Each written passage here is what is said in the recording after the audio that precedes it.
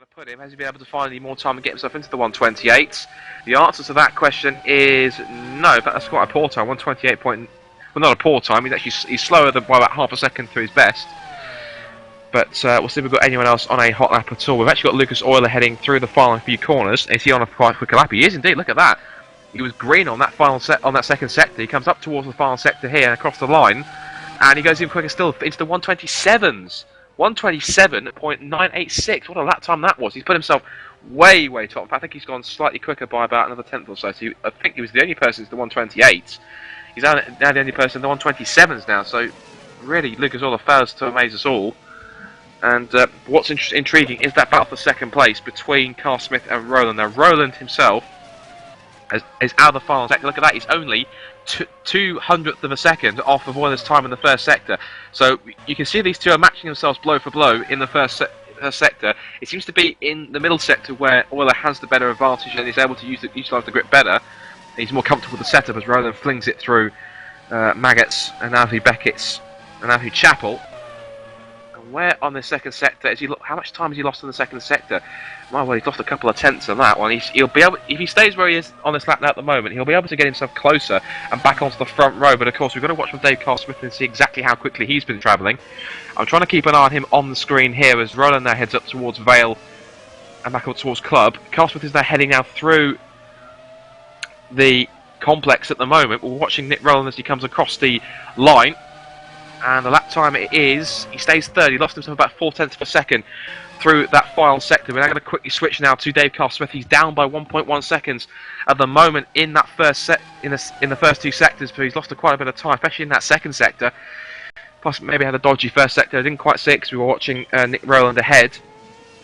But Carl Smith trying to cement his second place on the grid to try and see if he can get a better start than Euler. Although we know him in the past doesn't have the most better starts, but he comes across the line. And of course, Carl Smith stays second, 129.153. So that's about 6/10 slower than what he's managed so far in his best in qualifying. Lee Morris, I can see on my screen, is heading into the pits. We've got OJ Clark is in the pits, currently in sixth. We've got James Shepherd, who is, I think, is he heading out on track? I think he is possibly because he's now out there on his tyres. Now we've got also looking at Dave Carl Smith here across the line. Look at that, he's only a tenth off. But we've now got Nick Roland on our lap, and he's being bulked by one of the Kono sport cars. He'll get a tow onto the hangar straight though, and he's only down by about a tenth. So that tow, in some cases, has helped him. I didn't quite catch just how quick he went into the first sector, but he's definitely on it. Seems to be in these last two sectors where Euler has the advantage. He always seems to be on circuits where he has a bigger advantage over his rival, especially including his teammate. But Roland would love to get himself a home win, as would Dave Carl Smith. But it may be that the Euler could spoil the party again today, but across the line goes Roland, and he goes to second. He goes on the front row with a 128.376, an excellent effort from him. Now then, what response has Carl Smith got at the moment? He's actually, look at that, he's 1.9 seconds off on this lap, so he's not going to do it. So it looks like the session is now over, the checkered flag is out. I think there's a bit of a twitch through Stowe, and yes, Carl Smith has now aborted that lap, so he's decided to save himself on that one. But we do now have a grid for the race. If there's anyone else out there on a lap, I don't think there is. We're going to go Mark Stanton, but he's now going to pull into the pits, I believe. We've got David Junt as well, so everyone is now just pulling into the pits now. And that is qualifying practically over. And we've got 23 cars racing tonight. And Christoph Lichtenstein did not get a lap in, which is a bit interesting. But there we go. So let's run you down then the qualifying positions as you see them on the screen here. And we have Lucas Euler on pole position with a 127.986, only driver in the 127s. His teammate Nick Roland with a fantastic final effort to put himself on the front row alongside his teammate, 128.376. Then we have Dave Carl Smith third, 128.5. James Shepherd fourth, 128.7. Lee Morris fifth on the 128.8. Then we've got OJ Clark sixth, 128.9. Ruth Easterbeek seventh, 129.0. Then David Junt eighth, 129.8. Lewis Redshaw 9th, 129.887, and then Tom Parker, the first of the guys into the 1 minute 30s, 1 minute 30.063. Quickly then the rest of the field, because as we see at the moment, and we'll remind you of the field as we're on the warm-up lap. Simon Cattell is 11th, Keith Story for Drag Racing 12th, Mark Stanton 13th, Kieran Ryan 14th, Pavel Aronofsky 15th, Brett Ben Warren 16th, David Stanton 17th, Jeff Mead 18th, Daniel Lovett 19th, Mark Wicks 20th, Scott Bennett 21st, Wesley Morris 22nd, and Christoph Lichtenstein, as we said, who did not set a time, is 23rd. third. So that's that then. Give a quick shout out to our sponsors, of course, that we have here at GPVWC. Of course, our main sponsor is, of course, Sim Inc. And that's run by James Shepherd, of course, who's going to be starting this British Grand Prix 4th. We also have, of course, like to thank, of course, simrace.tv, of course, for allowing us to broadcast the race live for you guys to enjoy. And then, of course, we've got live races, of course, who provide the live timing. SimSync Pro, who is obviously involved in doing the mod as well. And, of course, may as well, of course, thank rFactor as well for providing an excellent simulation to run the championship on. So, we're now going to look at, as we're waiting, let's give you a rundown of the championship standings as they currently sit at the moment. I'm just trying to get you a decent view here at the moment on track. I'm cycling through the various cameras that we have available here. Even showing us some cameras there of, I'm not quite sure it's showing us some cameras of the old circuit there, but it's not really going to be very relevant. And we've got Lucas Oilers here, we'll keep him on track at the moment. I'm going to quickly bring up the current championship standings as they sit at the moment. Now, it's very close at the top of the standings. You remember last time it was Lucas Oiler with another victory, last time out in Turkey. But the current standings are as follows. So the Drivers' Championship is Lucas Oiler sits top with 107 points, literally a point ahead of his teammate Nick Rowland with 106. Lee Morris is still third with 85 points. Then Dave Carr-Smith, who starts third today, he is fourth with the points of 54. He didn't start obviously until Hungary this year. That was about round 4 or so. So he's a bit late into the party, but he's managed to get himself 54 points. And the only points which have been scored by Green Stripes Racing have been by Carr-Smith himself. Joe Consiglio, of course, who retired. He was driving for Norwegian, but retired before Monaco. He's still fifth on 34 points, but Ruud Heasterby could still get himself some points on in sixth place on 32. And just seen we've got Lee Morris in the broadcast booth with me. So it's an unexpected pleasure to have you in here, Lee. Do you have any news at all? Or? Sorry, I was just checking broadcast working alright, that's all. Alright, okay. I didn't realise it was on. That's fair enough. I suppose more quickly here, would you be okay for a quick interview beforehand, or? There's 3 minutes, yeah, may as well. There's 3 minutes, yeah. Okay, so you're starting, I believe you're starting fifth today. I remember you said to us, said before that you kind of, if you like, this championship's kind of gone, you're looking to next season. What do you realistically think you could possibly do from fifth place? Do you think a podium is at all possible, or are you just racing for whatever you can get? We'll run a bit of a different strategy, as you know. So we're going to try and do our best. Podium's the aim, but it'd be very difficult. Dave's gone pretty quick in that GSR car. But I think today showed a bit of improvement, only 0.8 off Euler. I know it sounds a lot, but considering how far I thought we'd be, it's not too bad. The car's handling okay. It's okay, but the race pace isn't too good. We've done very little work on race pace, to be fair. We haven't really had time, so improvement all round, so it's not too bad. Here's an interesting question. We've got quite a few, as I was saying in the broadcast earlier on, we've got quite a few English drivers on the grid. Do you see the possibility of an English driver winning the British Grand Prix happening tonight, or do you think it's going to be a German on the top spot of the podium tonight? If Euler gets taken out, or something happens to him, then Nick will probably win the race, because he's got an advantage over the rest of us. But if Euler's still in the race, then I see Euler just running away with it, to be honest. But Nick was pretty close in qualifying, to be fair. And I believe he's got a good race pace, so we'll see. But it'd be nice to see a British driver win, but I don't think I'll be one of them challenging for that victory. It'd be between Euler, Dave and Nick, I presume. And also, Keith Story as well, your teammate, he's actually up there. He was actually in the top 10 for a moment. He's actually starting 11th, I believe. He's done a pretty decent effort to get himself up there, hasn't he? Yeah, he's done a great job. He's 11th on grid, I believe, or 12th. Can't remember the exact lineup, but he only got one quality run as well, because he ended up in the gravel on his second run, unfortunately. But apart from that, he's a lot higher than we've been recently, and he's got a chance of points. We've got a decent little strategy, a decent little card, and a lot of good work today. And it's thanks to Keith that we've Keith and myself obviously working together as a team, and yourself joining later on, that we've really pushed this car a bit more forward than where we thought it'd be. So hopefully we can get a double points finish today. That's the aim. Excellent stuff. Well, there's about a minute left in warm-up, so I'll let you go and get prepped for the race. But thanks for talking to us, Lee, and best of luck for the race. No problem. Have a good broadcast, mate. Thank you very much. Catch you later. There's Lee Morris there for Drake Racing, who has now gone off to do that. So thank you to Lee for giving us a few words before the race. And we're just going through the points as we were, so let's quickly move on with that one. We're up to 5th place, I believe. Ruud Heasterby is 6th with 32 points, so a good result. If he scores more than 2 points today, he should be out. if he scores more than 3 points today, he'll take 5th place from Concilio, the absent Adam Concilio. Yanni Tanskin is 7th. We haven't heard very much from him at all. Of course, we've got OJ Clark and David Jump back in the Red Archer cars again. And also looking as well, we've got Yanni Tanskin currently sits 7th with 32 points. Simon Cattell is 8th with 27 points. Pavel Noski 9th with 25, and James Shepherd rounds up the top 10 with 18 points. A good effort from him. Those are mainly down to his 3rd and 4th place he's secured in the last 2 races. Now, in terms of the team's championships, we've got Midnight, of course, on top with a massive 213 points over Drake's 88.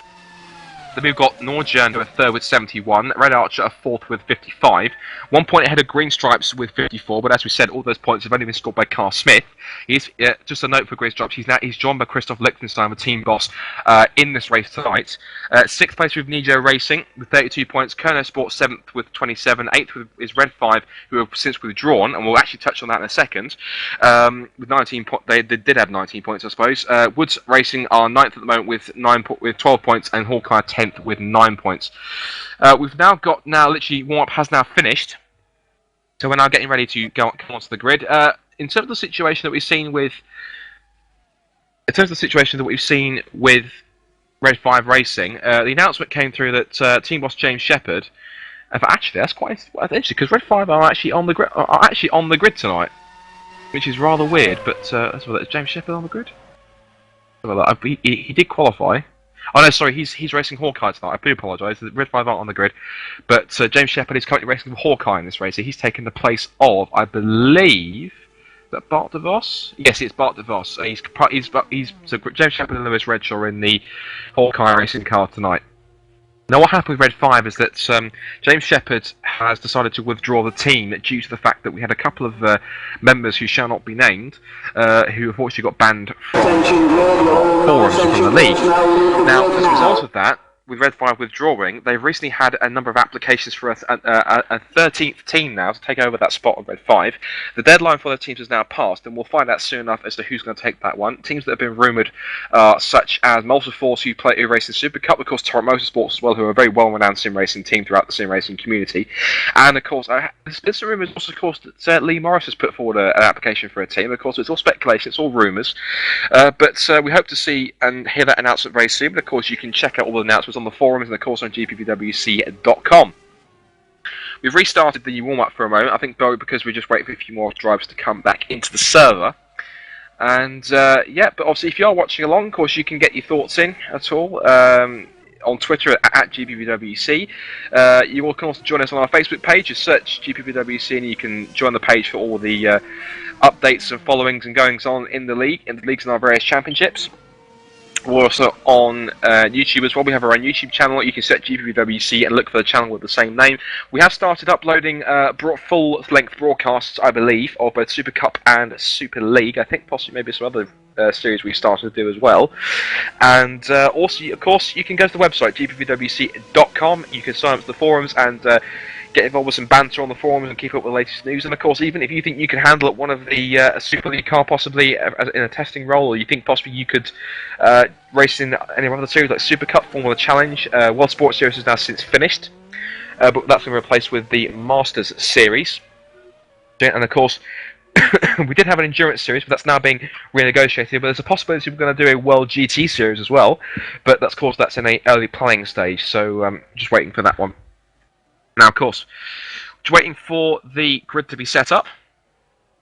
I've got a few drivers there on track. We'll see if we can get you some footage of a car out on track. Let's see if we can find someone on track to have a look at. We do have Ben Warren out there, so here he is.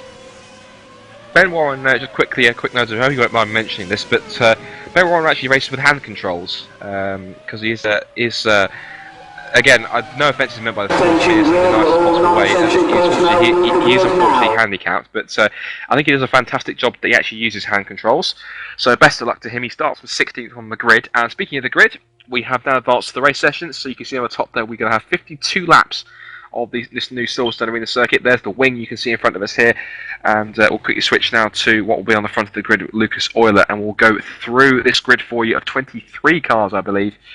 And we'll get ourselves set for the race tonight. So, of course, are we going to get a British winner tonight at the British Grand Prix, or is it going to be Lucas Euler once again winning this race. Well, waiting for the last few cars to come up onto the grid. We have a few seconds to go, and here we go. Lucas Oil leaves the field, leaves them away. And we're going to run you down then the field that we have in front of us then for the 2012 Sim Inc. GPVWC Super League British Grand Prix. So starting on pole position we have then is Mr. Lucas Oil for Midnight Motorsport. Second place then is going to be Nick Rowland for Midnight Motorsport, his teammate. Third, Dave Cosman, excellent effort for him for Green Stripes Racing. Fourth, for Hawkeye, their best qualifying result of the season so far is James Shepherd. Fifth is Lee Morris, as we heard from earlier on, hoping for a decent enough race and grab some points. Sixth place is going to be OJ Clark in the first of the Red Archer Virtual Racing Team cars. Seventh, Ruud Heasterbeek for Nijo Racing. Eighth place is David Junt in the second Red Archer machine. Ninth is Lewis Redshaw in the second Hawkeye car. And rounding out the top 10 is Tom Parker for Woods Racing. 11th is Simon Cattell for Kerno Sport. 12th is Keith Story in the second Drag Racing machine. 13th is Mark Stanton, the first of the Constant Racing cars. 14th, Kieran Wright in the second Woods Racing machine. 15th is Pavel Anowski in the Seoul Norjan car racing tonight. 16th is Ben Warren in the Nijo Racing machine. 17th is David Stanton for Constant Racing in the second car. We've got 18th place, we have Jeff Mead racing for ST Racing tonight. 19th place on the grid is going to be Daniel Lovett in the first of the Synergetic cars. 20th place is Mark Wicks for Kerno Sport in the second car for that team. 21st is going to be Scott Bennett for ST Racing, and 22nd on the grid and all by himself is Wesley Morris for Synergetic Motorsports. In fact, he's just ahead of Scott Bennett, and that is just ahead of Scott Bennett. He should be formed back into place. And 23rd and last on the grid we have is Christoph Lichtenstein for Green Stripes Racing.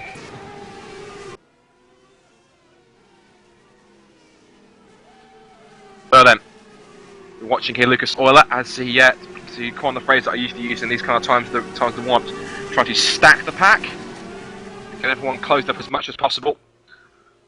So then, are we going to see a British 1-0 tonight? Like I said, we've got the likes of Rowland, Carl Smith, got Lee Morris up there as well, OJ Clark in there as well, possibly could get himself in a decent result on the podium, if anything, depending on what happens.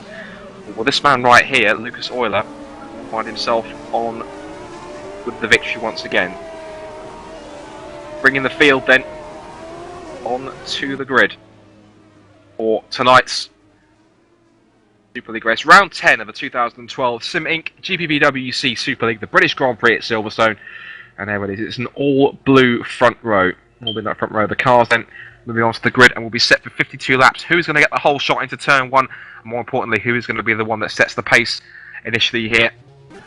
The smart money probably be on Euler, but never count out the likes of Rowland and Carl Smith and Morris and all those guys. We've got a car spun behind as well. We've got a car spun on in the background there. I can't really see who that is. It's possibly one of the Synergetic cars, maybe. But he will slot himself into position. And then we will rate for the... here we go then. Wait for the reds. And before you know, the lights will be out. And away we go here at Silverstone. Decent start, Boiler, but Rowland's going to try and go with him. Slot alongside. Look at Rowland, he's got a better start. He's going to get the pulse right into turn 1. Is he going to get it? He does get in front. Oh, Rowland leads his home Grand Prix to the first corner. Carl Smith in. Is that OJ Clark in there as well? OJ Clark with a fantastic getaway. Look at Morris trying to get up the outside. He's going around the outside of Dave Carl Smith. What a fantastic move. He's going to get up there trying to get the inside of a Lucas Euler.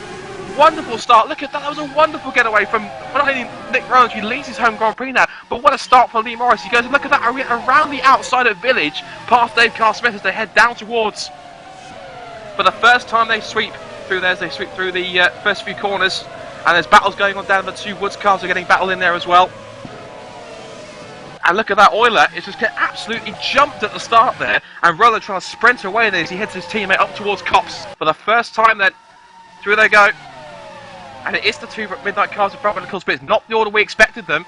And the home fans, of course, if there were any home fans, of course, will be cheering on. But of course, any British fans who are watching currently this broadcast will be cheering the home favourites on. And through the complex to come for the first time, and they are going to sweep down towards. And look at that, look at Carl Smith then. We're going to look at Carl Smith then. On board he's going to be. He looks to the outside, and Lee Morris has got the better straight line speed as he goes down towards Stowe.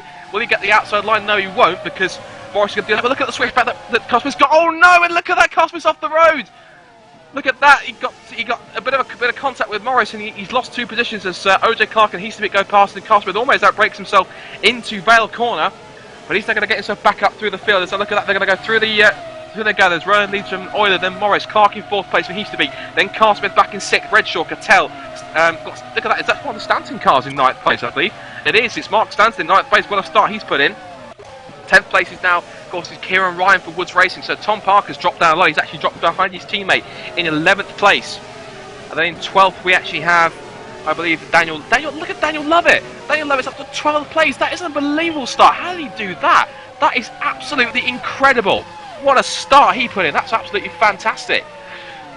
I'm surprised at just how much of a good start he's managed to pull off. You don't usually see Synergetic up to the front normally, but he's managed to at least get a jump on quite a few people. The only thing we can see is David Stanton, he's actually got the jump on Keith Story, who's dropped back a bit in the start. And we've got a bit of a battle going between Scott Bennett up to 15th. Quick looking through 16th, we currently have Christoph Lichtenstein, and then we've got Ben Warren 70th. We've got quite a few cars in the back who's dropped, but David Jones dropped way back to 18th. Jeff Mead's 19th, then we have 20th is Pavel Aronofsky, and the rest of the field comes streaming through. Now this is interesting, watching here, this is Roland. Look at his rear wing, and there's a menacing form of Lucas Euler, who says there's team orders in midnight. Look at Euler, he's looking very, very menacing, and he might have a look at the outside. He's trying to make the outside pass into Vale, and oh, look at that, that's a classy move then for Lucas Euler. He takes the position from his teammate, but will Roland sit back and take that, or will he try and get himself back into the lead here at, you can look to the inside as Euler does the fastest lap of the race, and Euler had to Roland having a little bit of a look at that. Carl Smith trumps that with a 129.377. So it's all go then at the moment as and Carl Smith is now back up one position, you can see here. Oh, and that's Clark going wide there on the exit of Village, and that's allowed Carl Smith back through into 4th place. But now looking again, Euler's starting to pull away just gradually from his teammate now, so looks like that lead was short-lived unless something happens to Euler. Not to put a commentator's curse on it already in the second lap, but of course he's trying to streak away his advantage case at the moment. So, well, then trying to exert his authority over his teammates at the moment as they sweep through onto the old pit straight. Of course, Roland in 2nd place, on board then with Lee Morris in 3rd as he now heads up towards Copse. And he's doing extremely well to keep it in 3rd place, but of course he's going to have to watch, as you see there, that white figure there, white and green car that's looking behind him. That is, of course, Dave Carl Smith. He put that car in 3rd, 2 places ahead of where Morris started. Morris got an absolutely fantastic move, as you saw, around the outside of Village to take the place. And the gap is now currently less than a second now. It's down to just under 9/10 of a second. So he's taken, look at that, 3/10 of a second in one sector alone. Carl Smith certainly has the car for it this afternoon in tonight's race. But as we've seen with Lee Morris as many times in the past, catching him is one thing, but passing the Drake driver is very much another. So a quick look back and see what's going on. We've got, I think, maybe a battle between Clark and Easterby for 5th and 6th. And keeping an eye on the 2 midnight cars up front. They're still pretty close together, but they're heading through the loop now as Easterby is closed on them by OJ Clark. Going to head through the Village. And had quite a few cars that have brought upgrades here. So actually, Dave Carl Smith was actually hoping, he was saying before the race, he was saying that hopefully it should be anything but a ball fest, and hopefully that's the case. If we get anything like what was a fantastic Super Cup race tonight that myself and Drag Racing's Lee Morris commentated on last night, and hopefully you tuned in on that one. If you didn't, basically Pedicassa got an awful start and almost he dropped it and put it into the wall off the start. Dropped down to 20th and put in a heroic drive to put himself back up to 2nd place. He finished behind Alex Cooper. Alex Cooper's teammate Martin Schumacher, and that's Martin Schumacher, not Michael. He was leading the race from his team, but then he had what seemed to be an incident into the pits, which caused him to put tagged on an extra 45 seconds onto his stop, and that in turn lost him the race, and he eventually ended up finishing 5th, which is quite a disaster. But Alex Cooper won the race. Pedicassa still leads the championship, but of course the Super League, anything can happen. Euler then got some.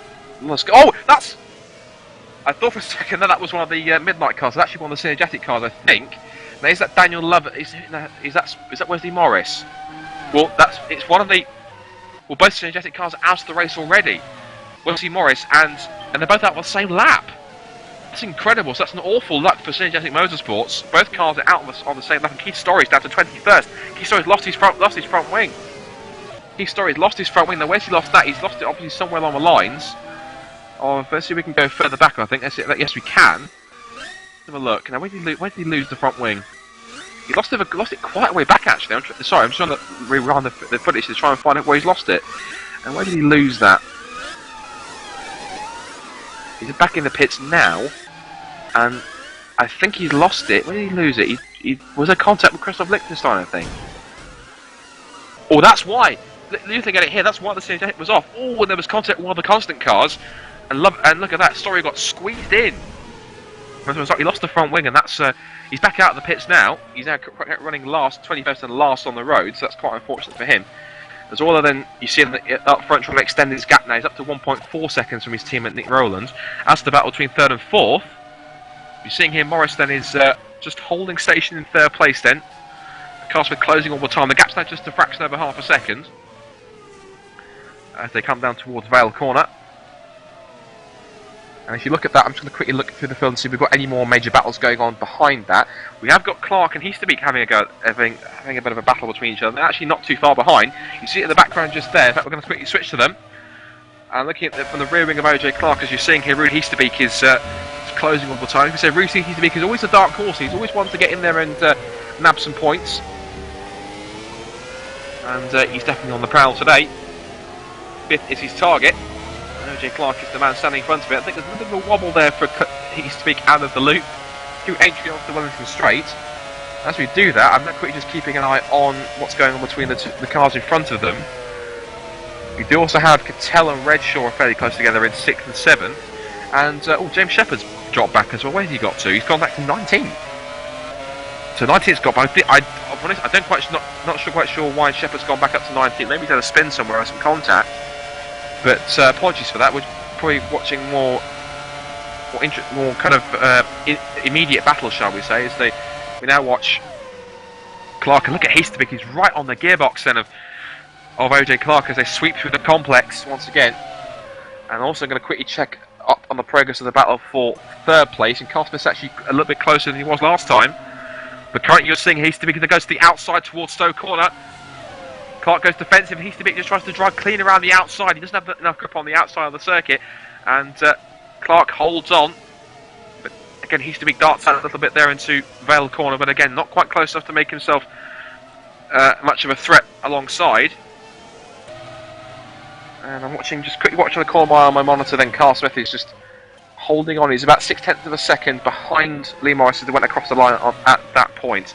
They're on lap 7 of 52 already of the 2012 Simic GPVWC British Grand Prix. And Heasterbeek goes down the inside of Larkin. Has to lock it up. He wasn't far enough alongside going into the braking zone at the loop. But he'll have a fantastic run then on to Wellington Straight. Here's the rear wing view from OJ Clark as they go down towards there. Heasterbeek has another look. He darts out, just letting Clark know he's there. Clark takes a wide line through there. Look at that, and that's not worked out for Heasterbeek. He went over the curves on the exit of Brooklands, and that lost him a few car lengths as they go through Lufford. So look at that. So Clark's safe for now. Probably safe to say that Heasterbeek has a slightly faster car. And they head through Copse now, just ahead. I'm just keeping an eye again on this battle going on between Morris and Carsmith, and Carsmith has now closed up. And we'll take you on board with Carsmith. Here he is. There is the ever enigmatic and very ever charismatic Lee Morris in terms of his views on whether things are right or wrong. And that was close for Dave Carsmith. He almost dropped it there right on the entry towards Stowe. He just clipped his left side wheels onto the grass, and you can see how hard he's pushing. He's using all the track and a bit more. Now then, Waller's going to cross the line. Rowland is now 2.9 seconds behind. And Rowland, of course, we know he pushes as hard as he can to try and catch Waller. It just seems to be at the moment, on this day once again, that Rowland seems to be not quite on the same pace as his teammate. Now, here, this is interesting, because we're seeing here, this is, I think Morris got the entry slightly wrong into Abbey, and that allows Rowland to close up, they have to close up a little bit more. And apart from that, really at the moment, that seems to be really one of the closest battles on track. I mean, really, the closest battle apart from that is Stanton and Junt. And they are currently battling over 12th place. And Junt having a bit of a look, but he's not quite close enough to make that stick. But you're still watching here. We've got third and fourth battle going on as the front two start to pull away. I think probably Morris will be surprised that he's battling for third place, but I think really, with the pace of the car Smith's showing, especially in that especially with a car that's as strong as the green stripes. Just how close can he get here through on the exit of Chapel? He's actually closer than he has been, but he's closer than he has been so far.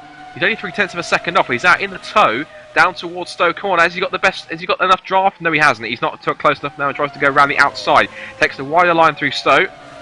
Morris will go defensive unless Cosworth tries a banzai move down the inside of the Vale, which he doesn't. He's smarter than that. And just behind, I think there's about to change for position, I think. And not quite, but Clark has now allowed Easterbeek to get onto the back of him once again. So battle's going on here, but what's going on with the two in front? Well, Morris is still holding on.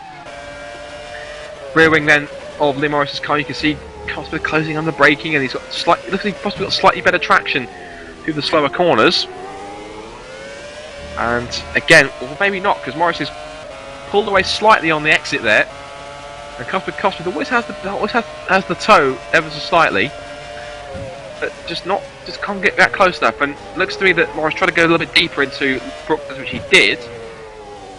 Cosworth then, he's just holding on just ever so slightly. I think he's picking his moment here. He's trying to just put a little bit more pressure on Morris, and it's not all that easy to put Morris under pressure into forcing him into a mistake. And whilst he's talking about that just quickly, Stanton has lost the 12th place to David John in that process, so just changes all the while. The two battles that are going on, which are the most exciting really, are this battle for 3rd place you're seeing on screen, and I'm going to quickly jump to the battle for 5th place, because look at that, Clark is still holding off Easterbeek, and Easterbeek is very, very close indeed. They'll have a great run onto the hangar straight, and here they come then. It's Red Archer versus Nijo. Now, how much of a toe can Easterbeek get? He can get a very decent toe, in fact. But again, not quite close enough. They're holding exactly the same line through Vale. And let's cast Smith and Morris in the background there. Smith 4th, Morris 3rd. We'll now ride on board then with Ruud Easterbeek then, as he's now going to try and chase after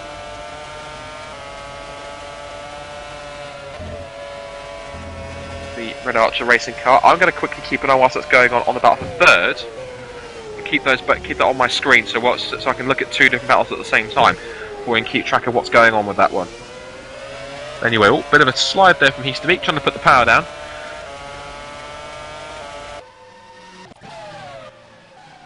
And again, Morris is now being closed on once more by Carl Smith. And look at that, Carl Smith held a really tighter line through Luffield. That may have just helped to get him a little bit more onto the back of Morris's drag racing machine. And I think really that maybe Carl Smith is just... The car's just maybe losing a bit of grip in the high-speed corners. But once again, they filter through this awesome high-speed section here. Maggott's flat in 7th, down to 5th for Beckett's, and then 3rd for Chapel. Maybe 4th if you can snatch it on the exit. And again, Carl Smith just isn't close enough. It seems to be that Morris just about has the legs maybe on Carl Smith. Of course, winning the toe. Well, that's a look how close Carl Smith's getting now on this attempt. No, he's not. I think close that close enough. And just watching my screen, Clark got very sideways out of Vale. That's allowed Easterbeek to get onto the back rear wing of him again. And look at how close Carl Smith is now. Look at the fantastic when he got off the last corner. And if he stays where he is at the moment, he's going to have a fantastic opportunity to get himself have a look up the inside into the village corner. Again, not close enough. Morris has the edge slightly on these high-speed sections. Meanwhile, Easterbeek and Clark still battle away, and quickly looking as well, Parker and Mark Stanton are now battling at the moment over 9th place. Stanton's just a little bit behind Parker. I'm trying to look again through the film to see where we've got some more battles going on, if at all. James Shepherd's back up to 13th after his what seems to be his early shenanigans, and we're now on lap 11 of 52. So quickly give you a rundown of the field as it stands. Lucas Oil then currently heads the field then, as you would expect. He has now a 5-second lead over his teammate Nick Rowland. So unless something major happens to Euler, it looks like it's going to be another victory for him. 3rd place, as you've been watching, is Lee Morris, but only just at the moment by Dave Carsmith. He looks like he may have a fantastic run onto the hangar straight once again. 5th place now is OJ Clark, still holding station ahead of Ruud Easterbeek in 6th place there.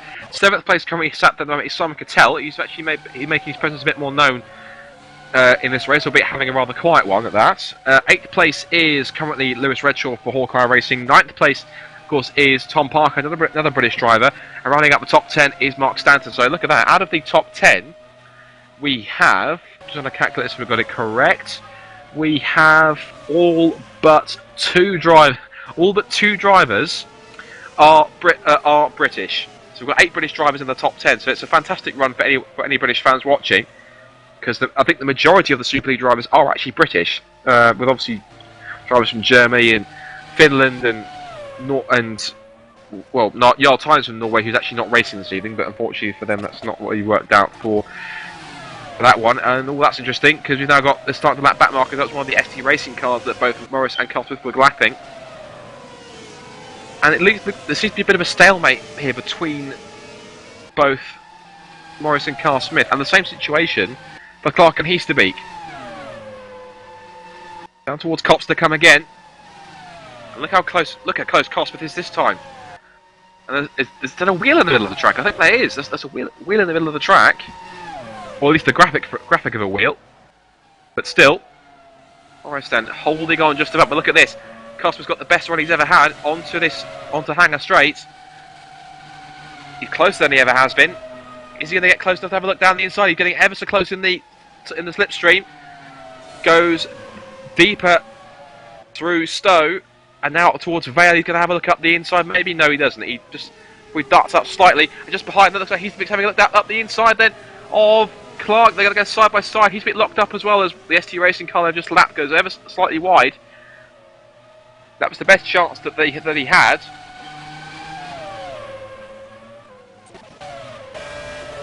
And on board now with Lee Morris once again. So that we've got some interesting battles going on now between the front runners. The gap now at the front is now extended his lead to 6.5 seconds. I just watched there as well. Cosper got a big twitch out of the loop corner. And that will have helped him not at all. The gap's now up to 0.8 of a second. It was when across the line, just a fraction under 0.2 of a second. Now it's gone up by another 0.6 due to the mistake which Carl Smith has made. Look at that, doesn't waste time, does he? He's straight back on the rear wing and closing in once again. Like a rocket ship, this thing. I wonder what green shots are fitted with this car. Rocket machine. Would that be Carl Smith the racing like he's got a rocket strapped to him? Or at least shoved where the sun don't shine. But anyway, he's definitely on it this evening. Keep saying this afternoon. It's not a real race, is it? It's a virtual simulation race. Get that right, Scott. Anyway, Morris then still third place and holding on by 4.5 of a second ahead of Carl Smith as they come through. The gap's gone up by another half a second then to 6.8 seconds. And oh, look at that, they're putting together. Now then, this is interesting. Euler and Rowland, the top four, all in the pits together. So Euler is in. He's out, and so is Rowland. We're going to watch the battle for third place. Now, Morris is out. Is Carl Smith? Oh, that's close. No, Morris has actually just stopped. But another quick look on the rear wing. Watch for Carl Smith. Is he going to get out before him? Yes, he is. Carl Smith gets out before him. Morris goes for a longer stint on the fuel. And that's now allowed Carl Smith back up into third place. So he's now through. And he's out into a podium place. Now, Morris is going to have to do that all again to try and get him on track. But with the pace that Carl Smith was showing, I think that's going to be no easy feat. I think Carl Smith will have the legs on him in this stint. Now then, the gap between the leaders, Euler's now extended his advantage now to Rowland by another half a second in that pit stop alone. So the gap is now between Carl Smith and Morris, you see on the screen there. It's now actually 2.1 seconds as they come across the first split. Now in fifth place, actually look at that, hasn't actually changed anything. And Heasterbeek, in the meantime, has gone into fifth place and passed OJ Clark. Maybe we can get a replay of that. In fact, he passed him way before that. We'll quickly rewind that. Apologies for. He passed him out the pits. Look at that. He passed him literally on the pit exit. He went around the outside of it. That's wonderful. Fantastic job. And Clark's not finished. Look at that. Clark is not finished at all. He's now starting to really close in. And I wonder possibly he's going to try and have a look to pass. And look at that. He's much closer down this onto the hanger straight. Look at the gap. Look at that. It's literally just under 0.2 of a second. He's got a wonderful toe. He looks to the outside. He sweeps to the inside. Oh, what a brilliant dummy that was by Clark. Shame it wasn't far enough alongside to take advantage of it. And again, he looks to the inside. Is he going to try and set it up the inside? No, he's not. He's going to back out of it and save his front wing. I'm sure his front wing will be very grateful for that. You know, they'll be saying thank you for that, OJ. I didn't want to really lose myself. But anyway, talking front wings, whatever next. Anyway, look at Clark. He's monstering the back of Heasterbeek's car. He's going to have a look into Village Corner. Will he send it up the inside? No, he doesn't. He's not quite close enough alongside at the moment. Now the gap now, I'm looking quickly, between Carl Smith and Morris is now, it's now 2.6 seconds. It was, I think, 3.1 as they went across the line, but Morris is now close to him by about another half a second. So maybe on the fresher tyres, Morris is enjoying these. He may possibly catch up. Who knows? We'll have to wait and see on that one. Gap is now 6.8 seconds between Euler and Rowland. So Rowland actually closed in a little bit. So that's quite interesting. And just watching on screen, you saw Heasterbeek and Clark are just lapped one of the ST Racing cars. I believe that's possibly the same ST Racing car that they lapped earlier on. And look at this, is interesting. Look at this. Look at the screen, and I'm looking on the times, and Rowlands is actually catching Euler. He's closed in by about 0.2 of a second in that second sector alone. And what's the gap going to be? Rowland's going to come across the line now as we currently watch. Oh, look at that quickly. Cut away. Look at Clark trying to go around the outside. Heasterbeek, look at that. He actually got a big twitch on and has to back out of it. So this is definitely, with due respect, this is definitely a much more exciting race than we've got in Turkey. Definitely got some battles going on here. Looks to me the gap is just about stabilising at the moment to 2.5 seconds between Carl Smith and Rowland in third and fourth Carl Smith and Morris, excuse me, in third and fourth respectively. Heasterbeek has pulled away just ever slightly due to the mistake which Clark made out of Stowe, and the gap's gone back up to between Euler and Rowland. It's now gone to 7 seconds, so it looks like that Euler's seen that gap increase and he's decided to put his foot down even more. That's Kieran Ryan. I've just watched this. Nick Rowland just lapped Kieran Ryan, the Woods Racing car. Now behind, what have we got in terms of going on behind? James Shepherd's still 7th, Simon Cattell is 8th. Look at James Shepherd is now. Look at that. Oh, James Shepherd hasn't stopped yet, so he's possibly, maybe he's changed his strategy, and he's gone all the way up to 7th. He was 19th at one point, but he's managed to put on a fantastic effort as we've seen a few more cars have come in for pit stops. Christoph Lichtenstein, I don't think has stopped either. He's up to 13th as well. Other cars that possibly have stopped. Keep an eye on that one, but we're on lap 16, and we dare take your eyes off this battle between Heasterbeek and Clark, and again we go on the rear wing of Heasterbeek's car. Euler sets a new fastest lap of the race. You see in the bottom left, 128.9. First man into the 128s of this race so far, and look at how close Clark's getting. He really doesn't want to leave the back of that Ninja Racing car alone, harassing it much, and Clark has a little bit of a look. Heasterbeek braked a little later, bit of a twitch there, still from the rear end of Clark's car, behind the Ninja Racing car you're looking at the moment. And now we've got 3 cars, Scott Bennett, Kieran Ryan and Ben Warren in 21st, 20th and 19th respectively. And I think actually Carl Smith is actually starting to pull away just ever so slightly to Morris. The gap's on 2.6. Now he's closed it in ever so slightly. It's stabilising at 2.5, so it seems to be that Morris is doing all he can to hold on to 4th at least. As watching on screen here, Heasterbeek and Clark are still battling. And it seems to be that maybe it's obviously, I think possibly Clark is now starting to make Heasterbeek push a bit harder to maintain his gap, and that may possibly use his tyres up a bit more, which may mean that if Clark is maybe possibly dictating the pace, but it's the other way around. So it's the other way around. I apologise. The other way around. Heasterbeek's dictating the pace up in 5th. But again, look at how close Clark's going. He almost tried to have a look up the inside and try to get past through the complex there. It didn't quite work. Wasn't close enough. But look how close he is now. Again, the slipstream.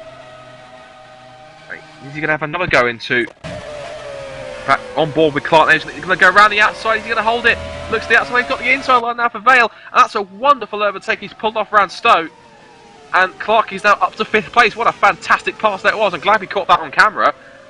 Wonderful stuff from OJ Clark. We know he's a very talented driver, but he's definitely shown it in the car there. And look who's creeping up behind as well in 7th place. The hard-charging James Shepherd. That's amazing. And look at Heasterbeek. He's really giving it some. Now he's going to look up the inside again into Village Corner. He's not quite that long on the side and almost slices his front wing on the rear wheel of the Red Archer. And look at James Shepherd. Shepherd's on a fantastic charge today. This is fantastic. He's candidate for driver of the day today. 19th at one point. And absolutely charging at the moment. He's actually right on the back of Easterbeek as we speak. And let's actually go on board with him. On board with James Shepherd here, watching the two cars dueling in front of him. He's on a fantastic pace at the moment. Wonderful stuff. I'm keeping an eye quickly on the battle between Carl Smith and Morris. The gap is still 2.5 seconds. It looks like they're trading blows. And look at how close Shepherd's getting. You can see him getting ever so close. Easterbeek, and if he can stay where he is at the moment, I think he put himself in a fantastic spot to nab sixth. How close can he get? He's got much better speed, cornering speed it seems, through the faster corners. Oilers now started lap 19, as you'll see in the top left corner. The gap is now about 0.4 of a second between Easterbeek and Shepherd in front. Shepherd's losing out a little bit. He's not quite in a strong enough tow compared to Easterbeek in front, as he is trying to follow again behind Clark. Easterbeek had a look to the inside but couldn't quite get close enough. And on the outside curve there for Shepherd, careful for that, you can spin there.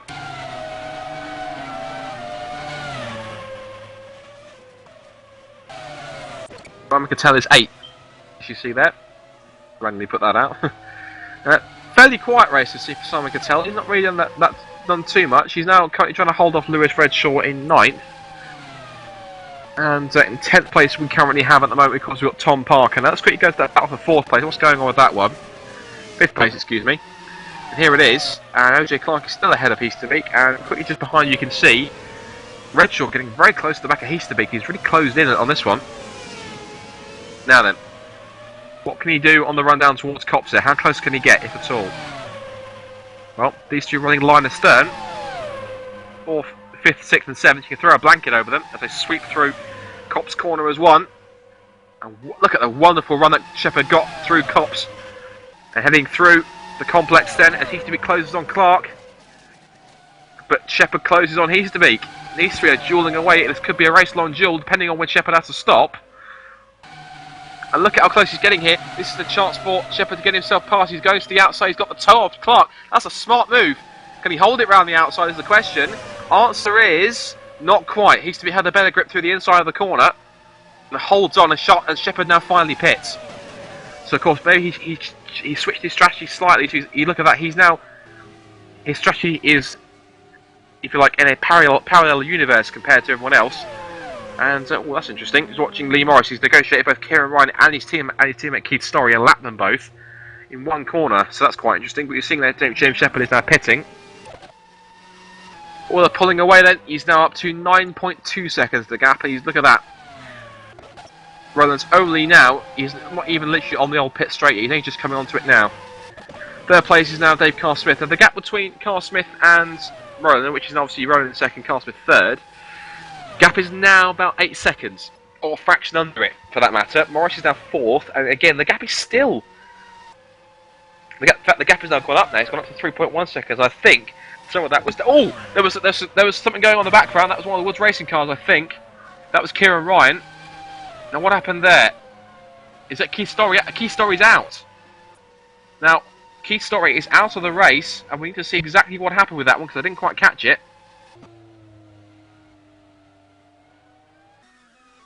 Now then, what happened? Because we need to see the replay of that one. I didn't quite catch it. Oh, that's what... Oh! Wow, and that's happened to Keith Storey. Oh, and that's way up on... Look at that. He clipped the curb. That's a glitch in the circuit. I actually got that in practice as well myself when I was practicing. And you went hard into the barrier, and that's him out of the race. But I'm pretty sure we saw something for Tom... One of the cars we saw, I think, go off was actually maybe was it Tom Parker? We definitely saw a car, I think, go off in the background, but nevertheless, bring it back to some action, shall we? Now then, Clark's still holding on to Easterbeek. Holding off, shall we say.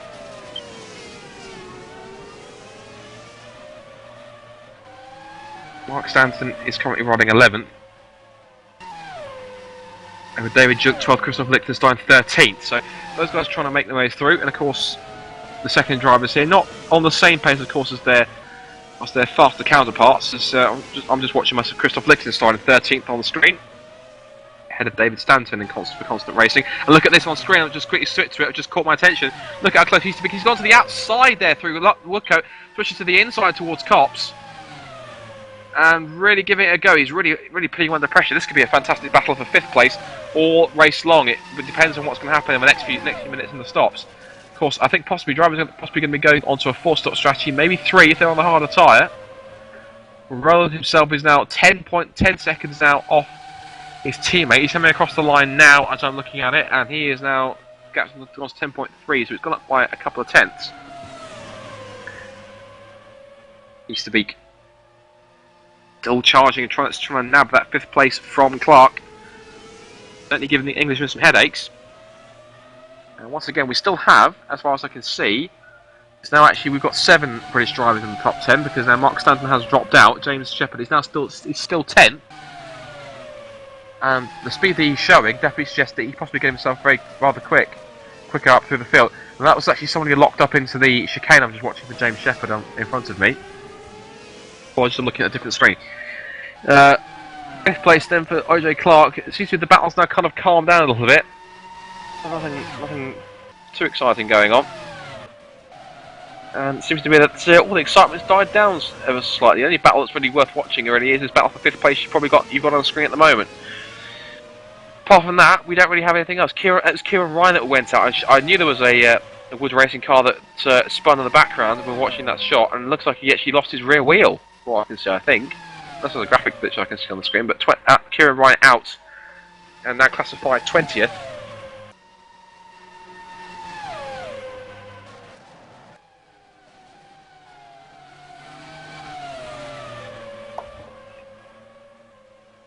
Now the hanger straight, and Clark has pulled out, and that's a slightly bigger gap to Easterbeek, as he now sends it down towards Stowe.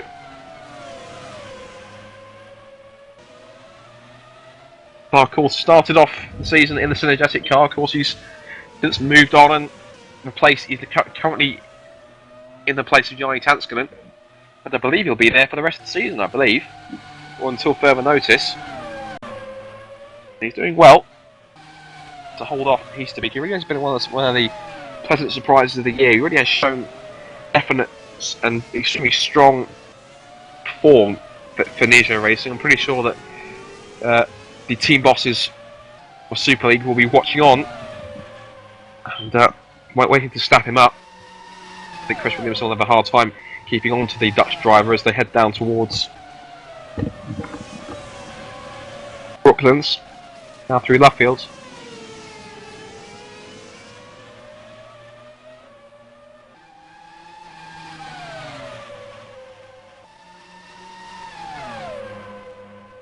Race is just kind of panning out, just kind of spreading out a bit more now. Like I said, still the only battle really worth showing is the battle for 5th place. Everyone else is fairly spread out. Next closest battle I can see on the track is the battle for 7th. That's between Simon Cattell and Lewis Redshaw at the moment, but the gap is about 8 tenths per second between these two. Clark and Easterbeek once again onto the hanger straight. And quickly switch to Lucas Euler. Go on board with him. 13 seconds the gap now. So we can ride on board with him a little bit and just see if we can learn some of the skills as to what Euler is doing. Yeah, well, very smooth driving style. Got a back marker in front of him. That's a white car, so I suggest it's possibly, maybe, looks to be someone like.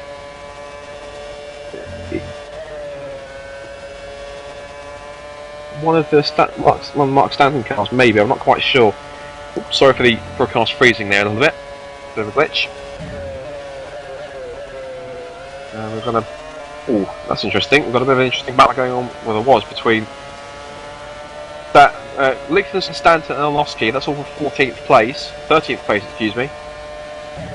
And then we've got, I think, also Jeff Meads in there as well. He's actually battling with Mark Wicks. And Ben Warren's only just quite rather near them as well.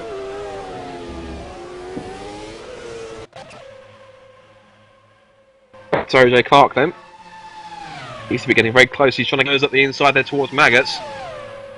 Brave man who tries that one. But he holds on. And down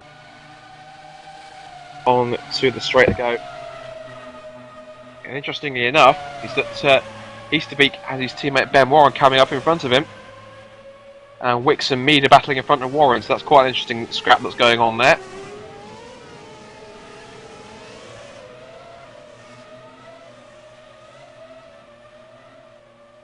And Lee Morris is in the pits from 4th place.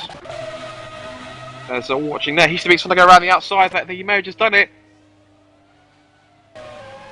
And well, Morris has exited out in 5th place, in 6th place, excuse me. And look at this. Clark, Easterbeek side by side, Easterbeek's up the inside of Clark. Clark's trying to stick it around the outside, but Easterbeek shuts the door. But now this will give Clark the fantastic run down the Wellington straight. He's got the comes out the slipstream, heads up the inside. And then he now starts to look at that, and Clark's back up the inside of Easterbeek. And Easterbeek does the switchback front. Fantastic racing between these two. And look at that, almost off the tracker as Easterbeek. He goes to the inside of Clark, down towards Copse. And Lee Morris is watching on. Look at that, and OJ Clark sticks it round the outside and holds on to 4th place. Fantastic piece of driving from OJ Clark.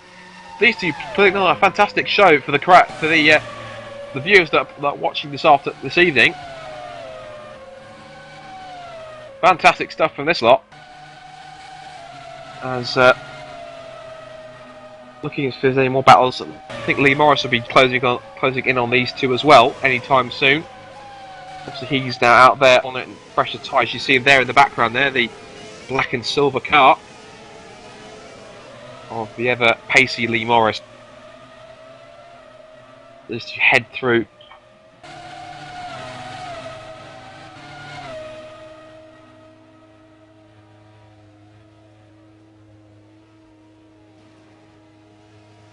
Watching there, we've got there's Simon Cattell, Lewis Redshaw, and there's also James Shepherd closing on his teammate.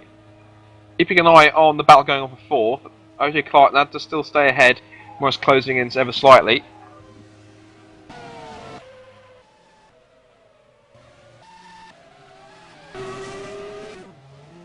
Oh, we've got a spinner on the I think we've got a spinner on the Wellington straight. Now, who was that? Because that looks like to me, I didn't quite catch who that was. We do have a spinner.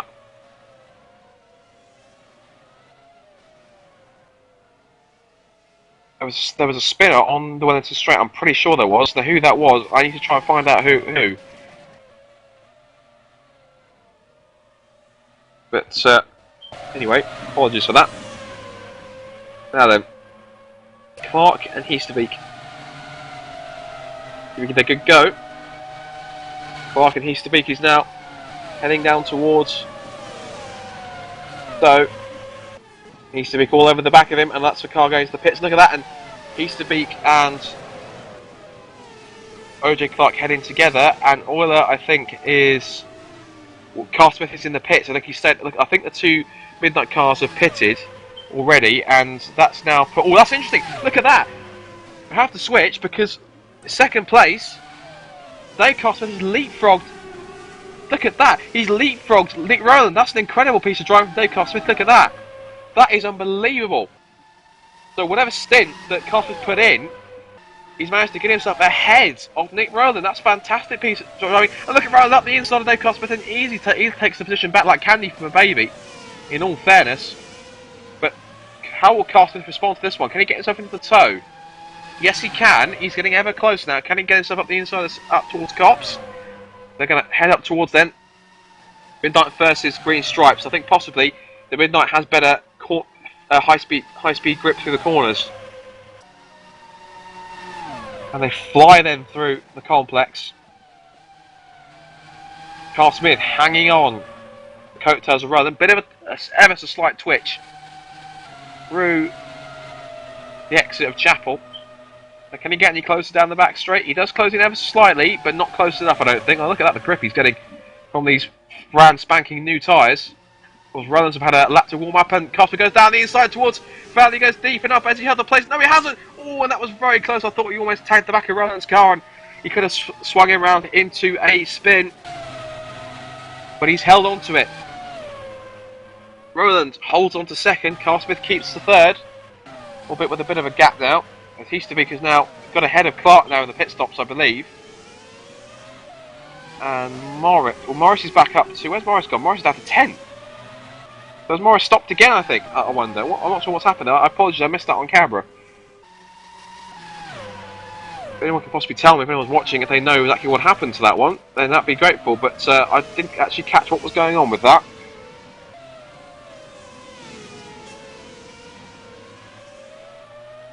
Trying to see here exactly what's going on track. I'm trying to keep track of the broadcast and look at my own feed myself here.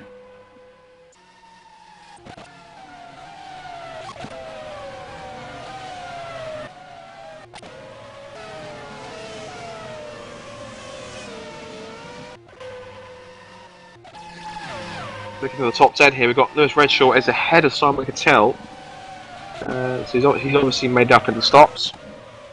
And Lucas Oil against us, the fastest lap for us, 1:28.769, so he's definitely on it at the moment. Definitely pushing on. So Morris has had an incident somewhere, but you look at that, he's closed right up at the back of Simon Cattell. Now remember these two, they tangled in Hungary, had a race-long battle. Eventually with an incident which saw Cattell lose his front wing on the back of Morris's car. Morris was fine and didn't suffer any damage. This is on the last lap, and Morris getting very, very racy indeed.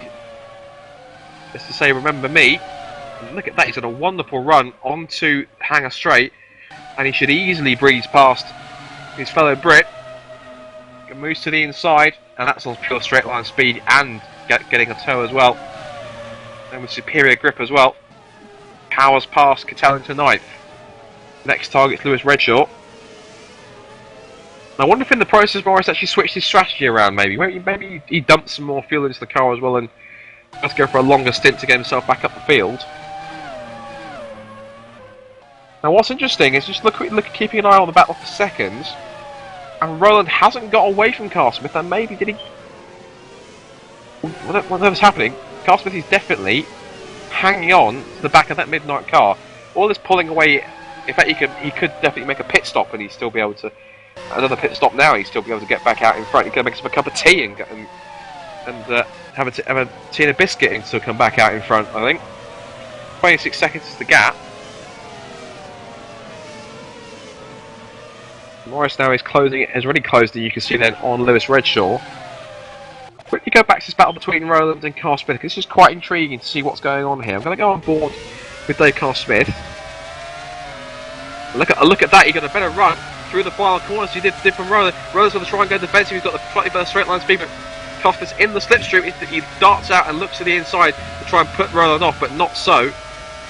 The British fans who hopefully are watching along with us are going to be loving this. Two British drivers, second and third, going to get on the podium. And look at that, another massive twitch from Carl Smith. He really doesn't have the rear grip that he wants at the moment, but still carries on nonetheless. As all the plugs on, and in the process, Redshaw has lost 8th place to Lee Morris. So next target for Morris is now Tom Parker. Excellent run for him. Running in 7th for Woods Racing. Normally a rather unlucky team, but they're having a good run. Let's quickly switch to Tom Parker now. Here he is. Coming up to lap Ben Warren in the second Nijo car. I need you to pulls out of the way. And of course he's now going to watch as we look at the rear cam. There you can see his Warren's car. Just behind it you can see there, tagging onto the slipstream, is Ben Warren. Now that is Lee Morris, excuse me. And there he goes, Warren. Gracefully, gracefully is the wrong word, he gratefully moves out of the way. Now then, Morris of course we know is a quick driver, just how quickly can he tag off the back of Parker? Keep an eye on that, and again, looking quickly, and Carl Smith has once again closed up to Rowland, so it seems to be maybe that Rowland's pushing a bit too hard and using up his tyres a bit more, and that's maybe possibly Carl Smith trying to force Rowland to go even faster. We'll have to see exactly what the exact outcome of that is. Quick update on, I think that it's been rather quiet for this race. It's actually Nordjern. Surprisingly, Pavlanovsky is down in 15th place and a lap down. So what a fall from grace that is for Nordjern Racing. They were up there last season at the end, winning the championship, drivers' championship, for my time. This constructors was Teams Championship was won by Red Archer. And now they've come to this. One driver in the race and down to 15th lap down. That's the point. That's rather less than they were expecting. You're seeing quickly on screen here, I've just caught it. And that's Morris going to go up the inside of Parker. I think he's made it stick. He has. Just chops off the front of Parker's car just to make the move official. And there he goes. So that is now Morris back up to 7th place. Next target will be the battle between it's going to be OJ Clark, and look who's now in 5th place now. He's on a different strategy. James Shepherd. He really does have a knack of making a changing the strategy and then making it work. He's up to 5th place now. Excellent stuff from him. I'm sure he'll definitely, of course, have to pit again. Quickly jump back to this battle between Roland and Cosman, and again you can see just how close the Cosman gets under braking in that final sector. And how close can he get on the exit of the final corner to pit straight? Very close. In fact, look at that. He's going to try and look up the inside again, but not close enough, I don't think.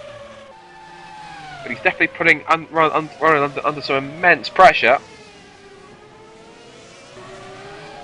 And look at Cosman on the inside of Roland. Will you make it sticky? Look at that. Roland has to yield.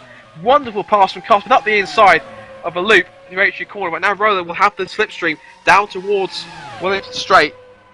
On board then, watching here as he now looks up the outside, will he give the switch back through Brooklands? Not quite. Cosman has the superior car at the moment. Or does he? Cosman's gone too wide, he's gone far too deep into left field, but he holds on. Tyres are lasting enough on this stint at the moment to give him grip around the outside. Through Cops they go. And also, just quickly looking in the corner of my eye, James Shepherd is on the back of Rudy Easterbeek as well. So that could be quite interesting on what's happening there. Of course, these guys are battling for 4th. This is the battle for 2nd. Looking at Nick Rowland there. Let's quickly look on from the rear wing of Dave Carl-Smith. There he is. So there's Rowland. Now, that's amazing. Rowland can't get closer to get a slipstream. So, Carl-Smith, amazingly, he has the legs on Rowland. This is incredible. Now, unfortunately, I don't think he's going to have enough to close in on Euler, because Euler is some 29 seconds up the road. So, unless something, as you said, unless something drastic happens to Euler, it looks like it's going to be a first place, another easy victory. Almost boringly easy victory for Lucas Euler. But the battle question remains: who's going to get second? There are still places to be decided. Look at that! They've even lapped and gone ahead and lapped Pavlovsky. And I believe that's going to be for the 2nd time. Is that correct? No, it's not. It's only for the first time. He's only been lapped once. So, but still, Carl-Smith is not actually being closed in by Roland very much. It's only really in the braking areas where Roland's actually doing it. So, but amazing. Carl-Smith has the car at the moment to hold off Nick Rowland. That's amazing. That's excellent stuff from him. Now then, quickly looking behind, battle for 4th is getting a bit close. Easterbeek and Shepherd are getting fairly close up to each other. We'll come back to the 2nd place battle if we need to. Shepherd there currently holding station in 5th. See if I can find any more battles going on behind what's...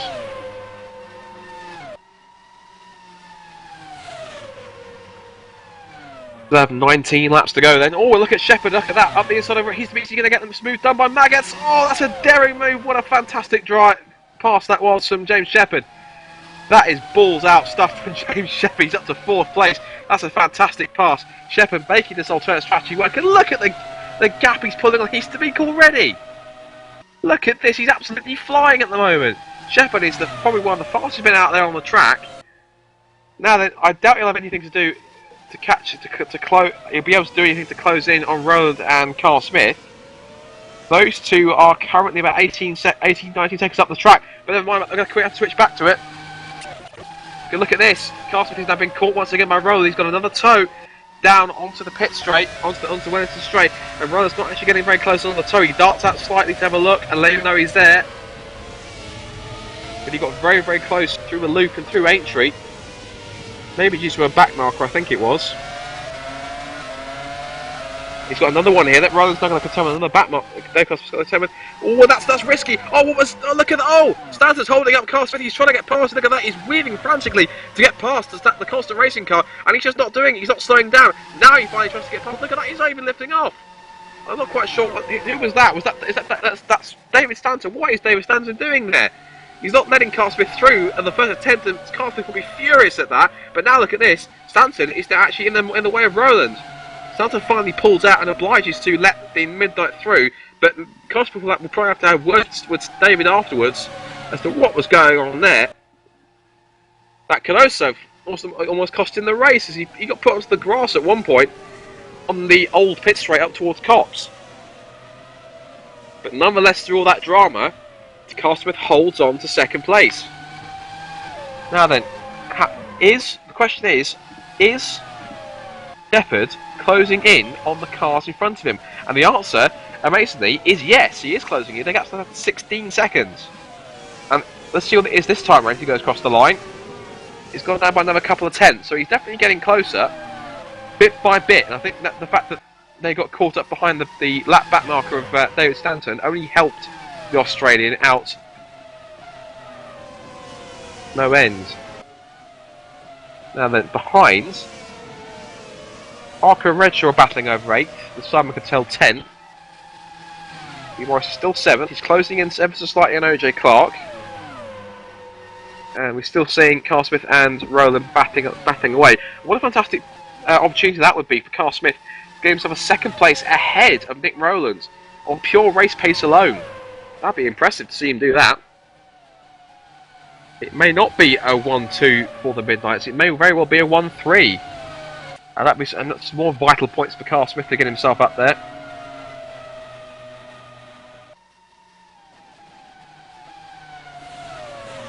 And of course, any points you can take out of Lee Morris, who currently sits 3rd, there'll only be an advantage. Morris is still 7th, trying to close in that gap. He's actually, look at that, he's way behind. He's actually 14 seconds behind OJ Clark at the moment for 6th and 7th.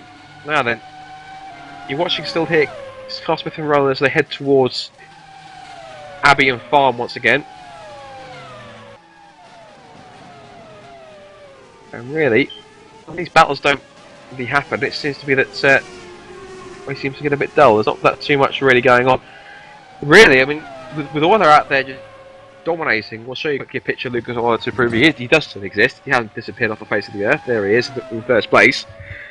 Really, whilst Lucas Oil goes ahead and dominates, well, if I'm honest, rather boringly, as he's out there just dominating the rail by some 34 seconds. In fact, the gap's gone up to 38 seconds, I think. In fact, he is 38 now, amazingly. Whilst he does that, it's all just going on behind him, really. And I really wish there was someone else who possibly could challenge for a while, because really, we need someone who can challenge for the race win, because it's not really getting that exciting, if we're honest. But still, he carries on. Carl Smith is still 2nd, still trying to hold off Rowland. He's actually pulled out a slight gap. He's now got a gap of about 0.8 of a second now to Rowland. Round look at 6th place OJ Clark. Doing very well to hold on to 6th. And 7th, there's Morris then heading now down towards Complex, and he sweeps through. Now what about this battle here going to 8th between Tom Parker and Lewis Redshaw? Look who's behind as well. Look at that, Simon Cattell's really closed up as well. So here's an interesting battle we can have a look at. The Parker then, 8th place. Redshaw 9th. And Cattell's closing in.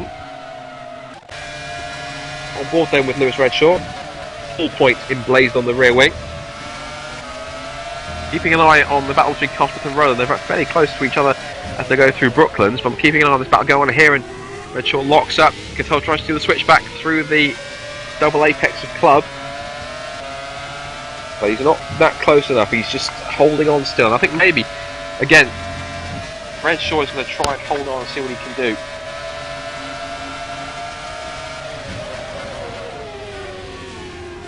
About all 3 of these cars are actually really close together. Goes to TV view, look at that.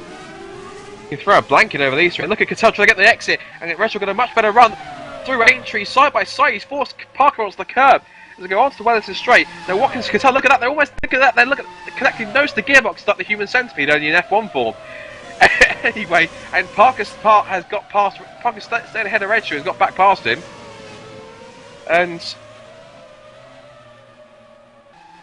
Cattell is really close again. I'll keep it on the view of Redshaw. You can see all three as they sweep through the shot. And they're really giving it some as they go through.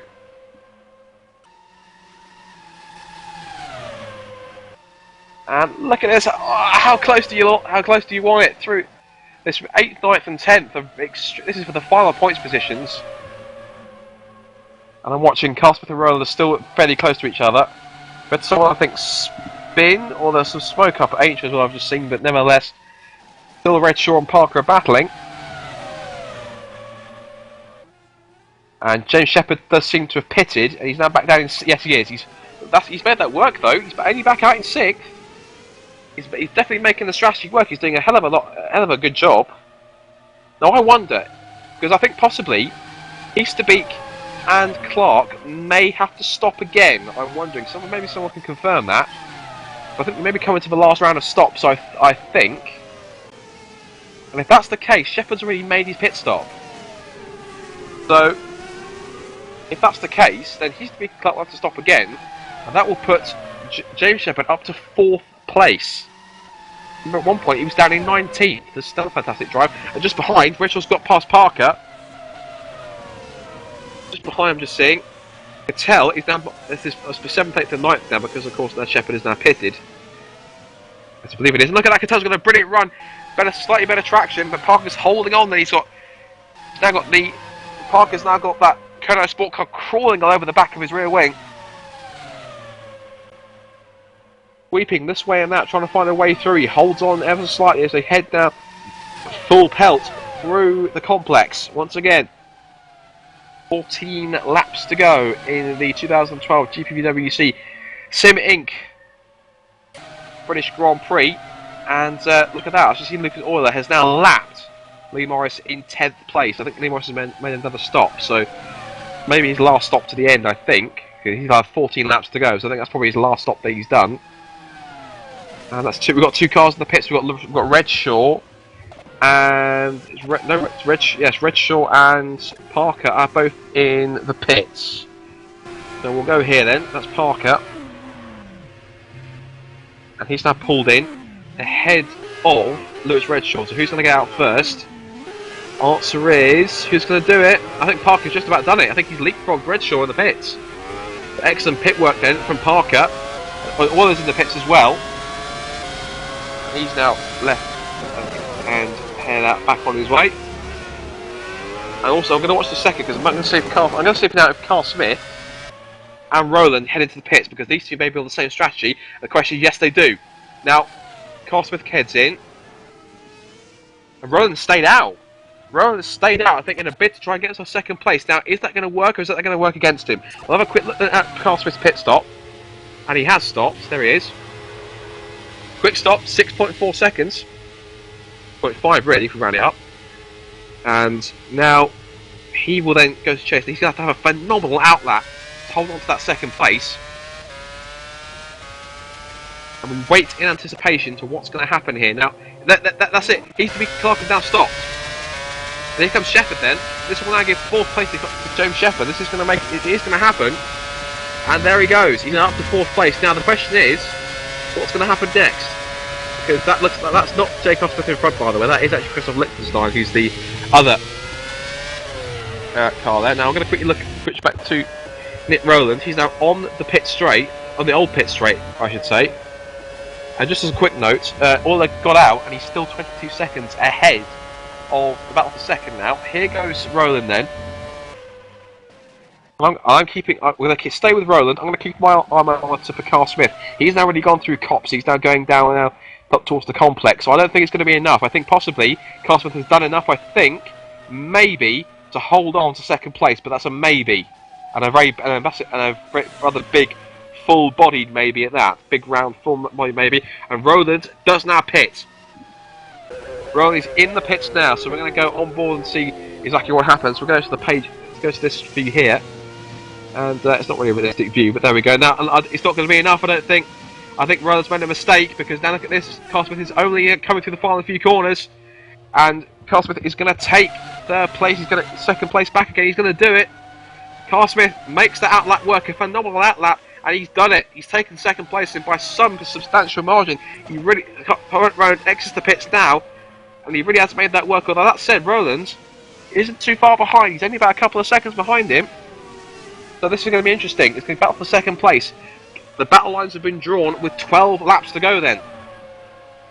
And look at that. In the process of both of them hitting, the gap is back up to 34 seconds between first place Euler and second place Carl Smith. Dave Carl Smith, what a fantastic drive he's put in.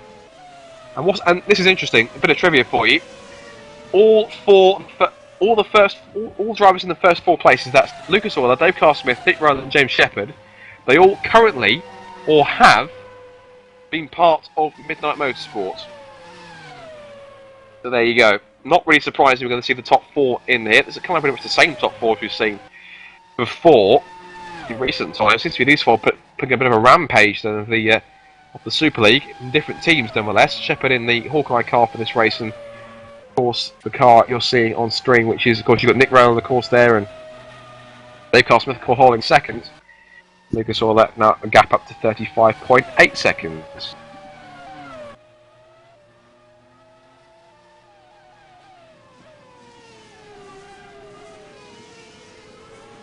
Used to be currently sits 5th, I can see. But what we'll do, we'll give you a rundown of the run order at the moment with 11 laps to go then in the 2012 GPVWC Sim British Grand Prix. Careful language. We've got Lucas Euler, as you would expect. If I'm honest, I'll be brutally honest, rather boringly leading by another 36 seconds. From Dave I was saying Nick Rowland. Can't be right, because he should second place. Third place. That is right. Now what's happened there? Because I think, what's happened there? Because I need to see that, because what's happened there, I need to see that, because that's, I'm not quite sure what's happened. Has something happened to Carl Smith? I think maybe it has. Let me look at the live, that's not the live feed, is it? I'm trying to find the live feed here. Now what's happened to Carl Smith here, because I didn't quite see exactly what happened.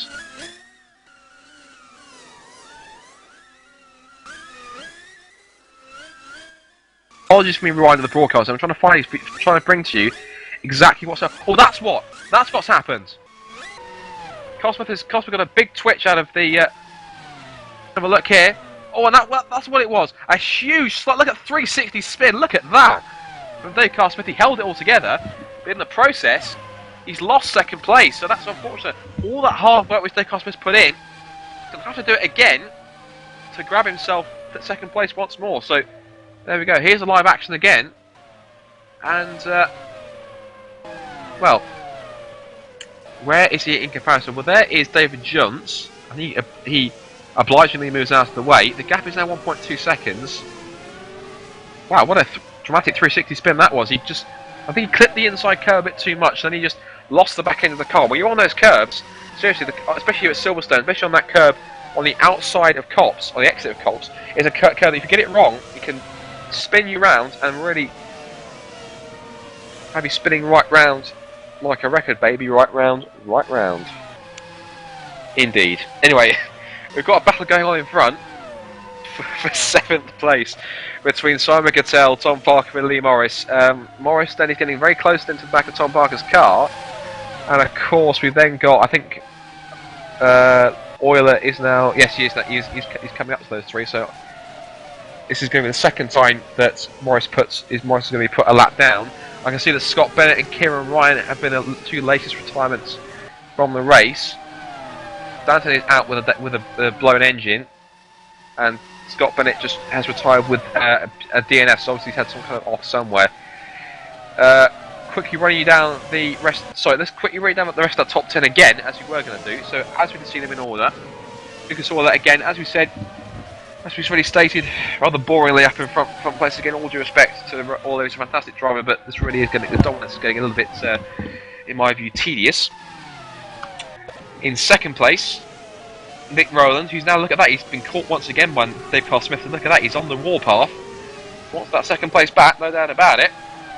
As they negotiate, I think that's past Jeff Mead. Yes, it is. He's the only ST racing car left now that Scott Bennett was out back on lap 36. And there's Dave Carl Smith for the record in third place with the BMW engine Green Stripes racing car. Fourth is James Shepherd, fantastic from him, providing he was 19th at one point. Then we've got in fifth place we have Rui Heasterbeek, now all on his own in fifth place. And OJ Clark, who's now had seen the Dutchman drive away from him, in sixth. Of course, in seventh, we've got the battle between these three. Cattell's pulled away from those two. Look at that, Morris has now got up into eighth place. Has got past Tom Parker. Oh, and Tom Parker's gone across the runoff area there as he's just let Lucas Euler through, the race leader. And currently in 10th, we have. Well, there's Lee Morris. Now, why does that happen? Because Lee Morris has gone backwards again. He was back up there. So, that's why. That's why he spun it. He lost it going over the. He took too much curve through farm, and he's got the car sideways. Somehow managed to keep it into a slide and got it all together. But he's lost 3 places in the process, or 2 rather, because he was in 8. He's now dropped behind Tom Parker once again, and also Lewis Redshaw. So that's not bad. Both Hawkeye cars now in the top 10. Good race for them. A decent points haul they'll get from 4th and 10th. But I've got to go back to the battle for second because that's halting up as well. The lead between these two. No, go back to the live camera. Here it is. Now Roland, just look at that. You can see Kaufman's got a much superior car at the moment on the grip that he's got. These two battle starts in qualifying with these two trying to get the front row of the grid. Roland won that one, but then Carl Smith actually managed to pass Roland in the stop, and I think it was the second round of stops, and that in turn allowed this fight to commence. But still, we're going to go on the rear wing then of Nick Rowland's car then, as he looks back at Dave Carl Smith. And what has Dave Carl Smith got in mind? Has he saved his tyres enough? Or has he used them all up trying to close back in on Rowland? If so, when he gets back past, can he pull away? And if so, for how much? Or can Rowland take it straight back? Well, Dave Carl Smith isn't really closing in all that much. He's not in the toe too much as they go through Stowe.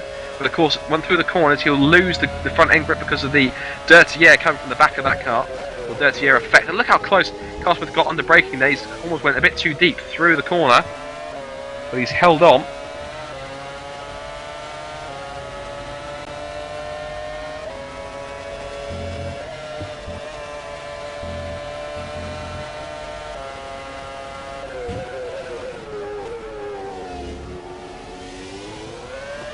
Here through the first few corners then. As Roland and Carl Smith once again battling. And I think really, Carl Smith has to just possibly try and force Roland into a mistake. If he can do that, he will have an absolutely excellent chance of getting himself into second place. Nonetheless, whatever happens, if he stays where he is, we'll have 2 British drivers on the podium, which would be fantastic for their home races.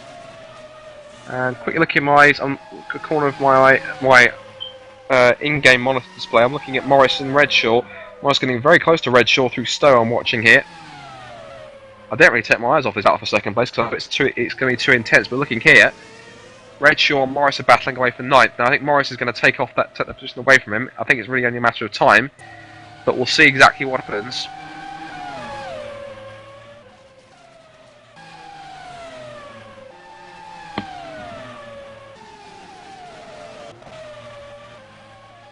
There's James Shepherd in 4th, doing well. And quickly looking back to this battle for second place, I really don't take my eyes off it because it's definitely a battle that's full of intrigue, and see exactly who's going to grab this. Oops, headset fell off my head then. Rather unfortunate. Looking through towards the end of the race, in 6 laps to go. This is not over, not by a long shot. Hold on to your seats because this could be a wild ride to the end.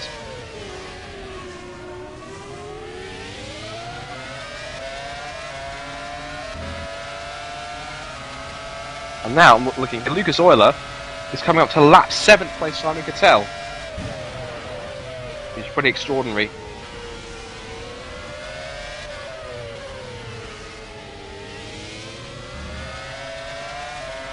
Forward Dave Carl Smith then, just watching ahead.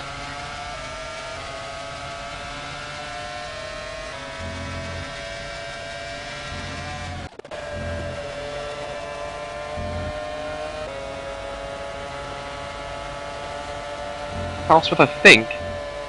Now, as I said a couple laps ago, has he used his tyres a bit too much? Is he possibly struggling just to try and a little bit extra to try and get into the toe of Roland to get off the back of him, or is he just holding out for a mistake? Because Roland's not an easy guy to make a mistake.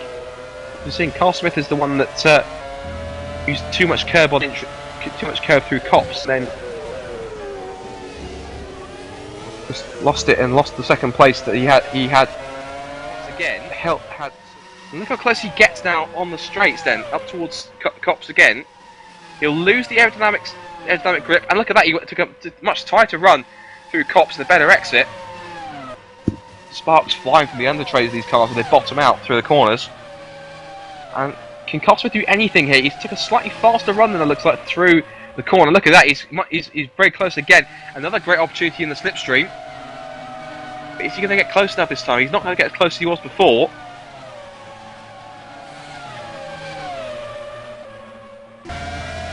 Carl Smith on board again, desperately trying to make the move and get past Roland again. 3 laps to go then. These guys will come on to start their 49th lap. The 50th lap, excuse me.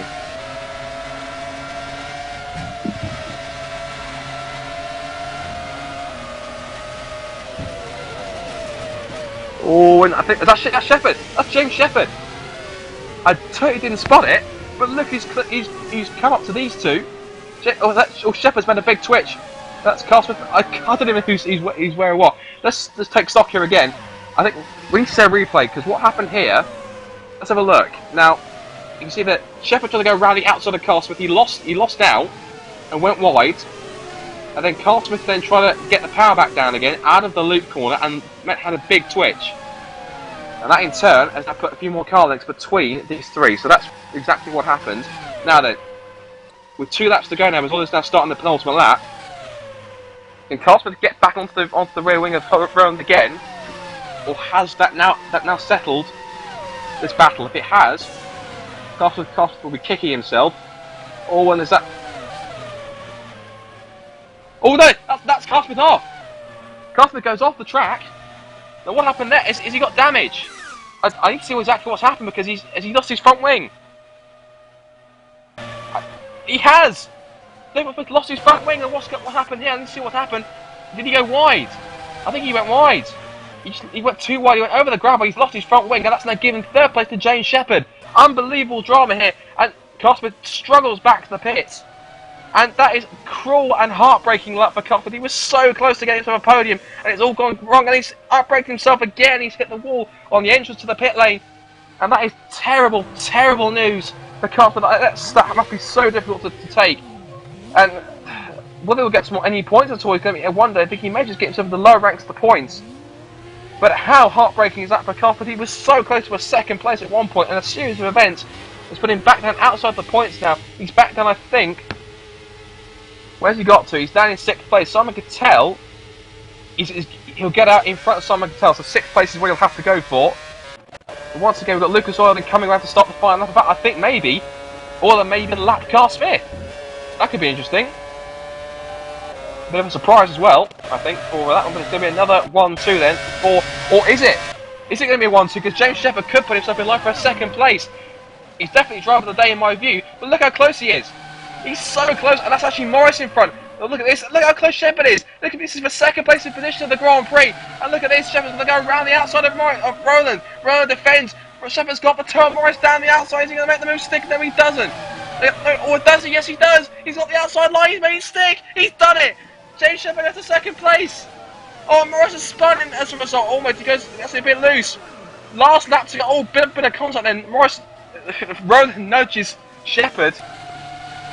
But nonetheless, we're watching up the road here as Euler is now coming up the last few sector. Last lap, and this is between Shepherd and Roland for 2nd place. And Roland up the inside.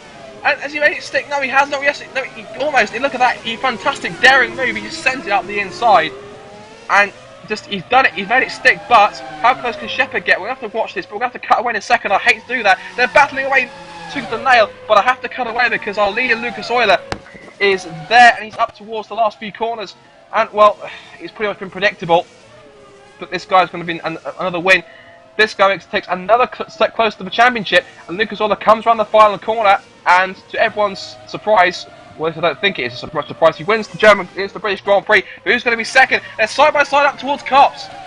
Euler wins, who's going to be second? And look at Shepherd round the outside. That's a fantastic pass from Shepherd. They're side by side down towards the complex. Who's going to get second? It's going to be Rowan with Shepherd. They've always tension bangles. Shepherd's off. Shepherd's off the track. I think that they've touched worse. Shepherd's gone off. But look at this, he's back on the track again. And Shepherd's down in the slipstream. He's going to go back. He's letting him through. They're side by side down towards the slow corner. You've got 3 corners to go. Who's going to get it? Shepherd and Rowan is too close to the corner. Shepherd's gone round the outside. He's done it again.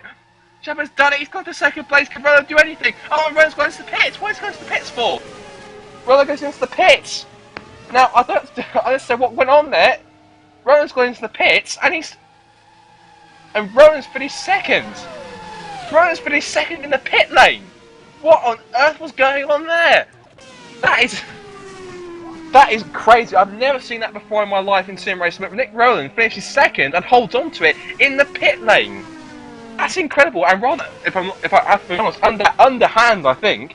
But nonetheless, Ruud Heasterbeek takes 4th place for Nijo, as we see Lucas Euler quickly. Lucas Euler then doing some donuts to celebrate. And Dave Cross set the fastest lap of the race on the final lap of the final lap, 128.6. And he came in, I believe, in 6th place. But did he come home in 6th? Yes, he did. Yes, OJ Clark 5th. Then 6th, then 7th Simon Cattell, 8th Tom Parker, 9th Lewis Redshaw, and Mark Stanton rounds out the top 10. Wow. So let's run down the field then from top to bottom. So Lucas Euler is your winner then, from Nick Rowland in 2nd, who actually finished in the pit lane. That's unbelievable. I'll have to ask him what his thinking was for that one. 3rd place, of course, was James Shepherd. 4th was Ruud Heasterbeek for Nijo Racing. 5th was OJ Clark for Red Archer. 6th was Dave Carl Smith for Green Stripes Racing. So close to a podium, but he just held on. He lost it at a series of events that caused him to lose the race. 7th place, Simon Cattell. 8th was Tom Parker. 9th, Lewis Redshaw. 10th, Mark Stanton, running up the top 10 for points. So great stuff for Mark Stanton to get some points for Constant, and for Tom Parker getting 8th for Woods for some points there. 11th was Red Archer was David Junt. 12th was Pavel Anowski for Niljan. 13th was Christoph Lichtenstein for Green Stripes Racing. 14th, Ben Warren for Nijo Racing. 15th was Mark Wicks for Kono Sport. 16th was Jeff Mead for ST Racing. 17th was Lee Morris. He actually didn't finish with a few laps to go. Unfortunately, he did not make it. And the fact that Jeff Mead then was the final car that finished 2 laps down. Your retirements in order were Lee Morris. That's rather unfortunate for him. Both drag racing cars not making the finish. Lee Morris 17th, out with a DNF. David Stanton out in 18th with an engine failure. 19th was Scott Bennett out as a DNF as well. 20th was Kieran Ryan with an accident, and 21st Keith Story, 22nd Daniel Lovett, and 23rd Wesley Morris, all out with engine failures, with synergetic cars of Lovett and Morris retiring on lap number 3. Wow, what a fantastic finish that was to the race. We've got the top 4, we've got the top 3 in the press conference, and also got Dave Carl Smith, because Ruud Heasterbeek and OJ Clark aren't here, so we'll see if we can get a word Dave Carl Smith as well. We've got all our 1st, 2nd, our top 3 and 6th place Dave Carl Smith. So we'll drag the top 3 in here. We've got also... see if we can also get Lee Morris in here as well. So, here we go then. We've got the top 3 for you for the 2012 GPVWC British Grand Prix at Silverstone. We have in 1st place, once again taking another victory this season, it's Lucas Euler for Midnight Motorsport Ferrari. 2nd, only just, was his teammate Nick Rowland for Midnight Motorsport Ferrari. And 3rd, another fantastic result, this time for Hawkeye Racing, was James Shepherd. We've also got in here as well, we've got Dave Carl Smith from Green Stripes Racing BMW, and Lee Morris, who unfortunately retired with a couple of laps to go for Drag Racing Mercedes. Lucas, we have to start with you. Well, what can we say again? It's another pole position, another win. Fastest lap not to you, as Dave Carl Smith took that on the last lap, but again, it looked like another easy win for yourself. Just take us through what happened in your race, Lucas. Yeah, well, qualifying was pretty good. I was half a second off my PB, just didn't get the lap right. And then race start, I initially got away perfect, but yeah, I pushed a bit too early on the throttle and just that spun my wheels, so I had to back off a bit, and that let Nick pass. Was very close in the first corner, but we managed it. Then I was following Nick, noticing I was able to go faster, and then I tried to overtake him into Vale, which I succeeded. And from there on, I just tried to open up a gap to Nick to get relaxed. And from there on, I pretty much managed it. Some back markers were not too good today, but in the end, nothing happened, and yeah, it was a good race. You won today by some 48 seconds, and you actually lapped everyone up to 6th place Dave Carl Smith.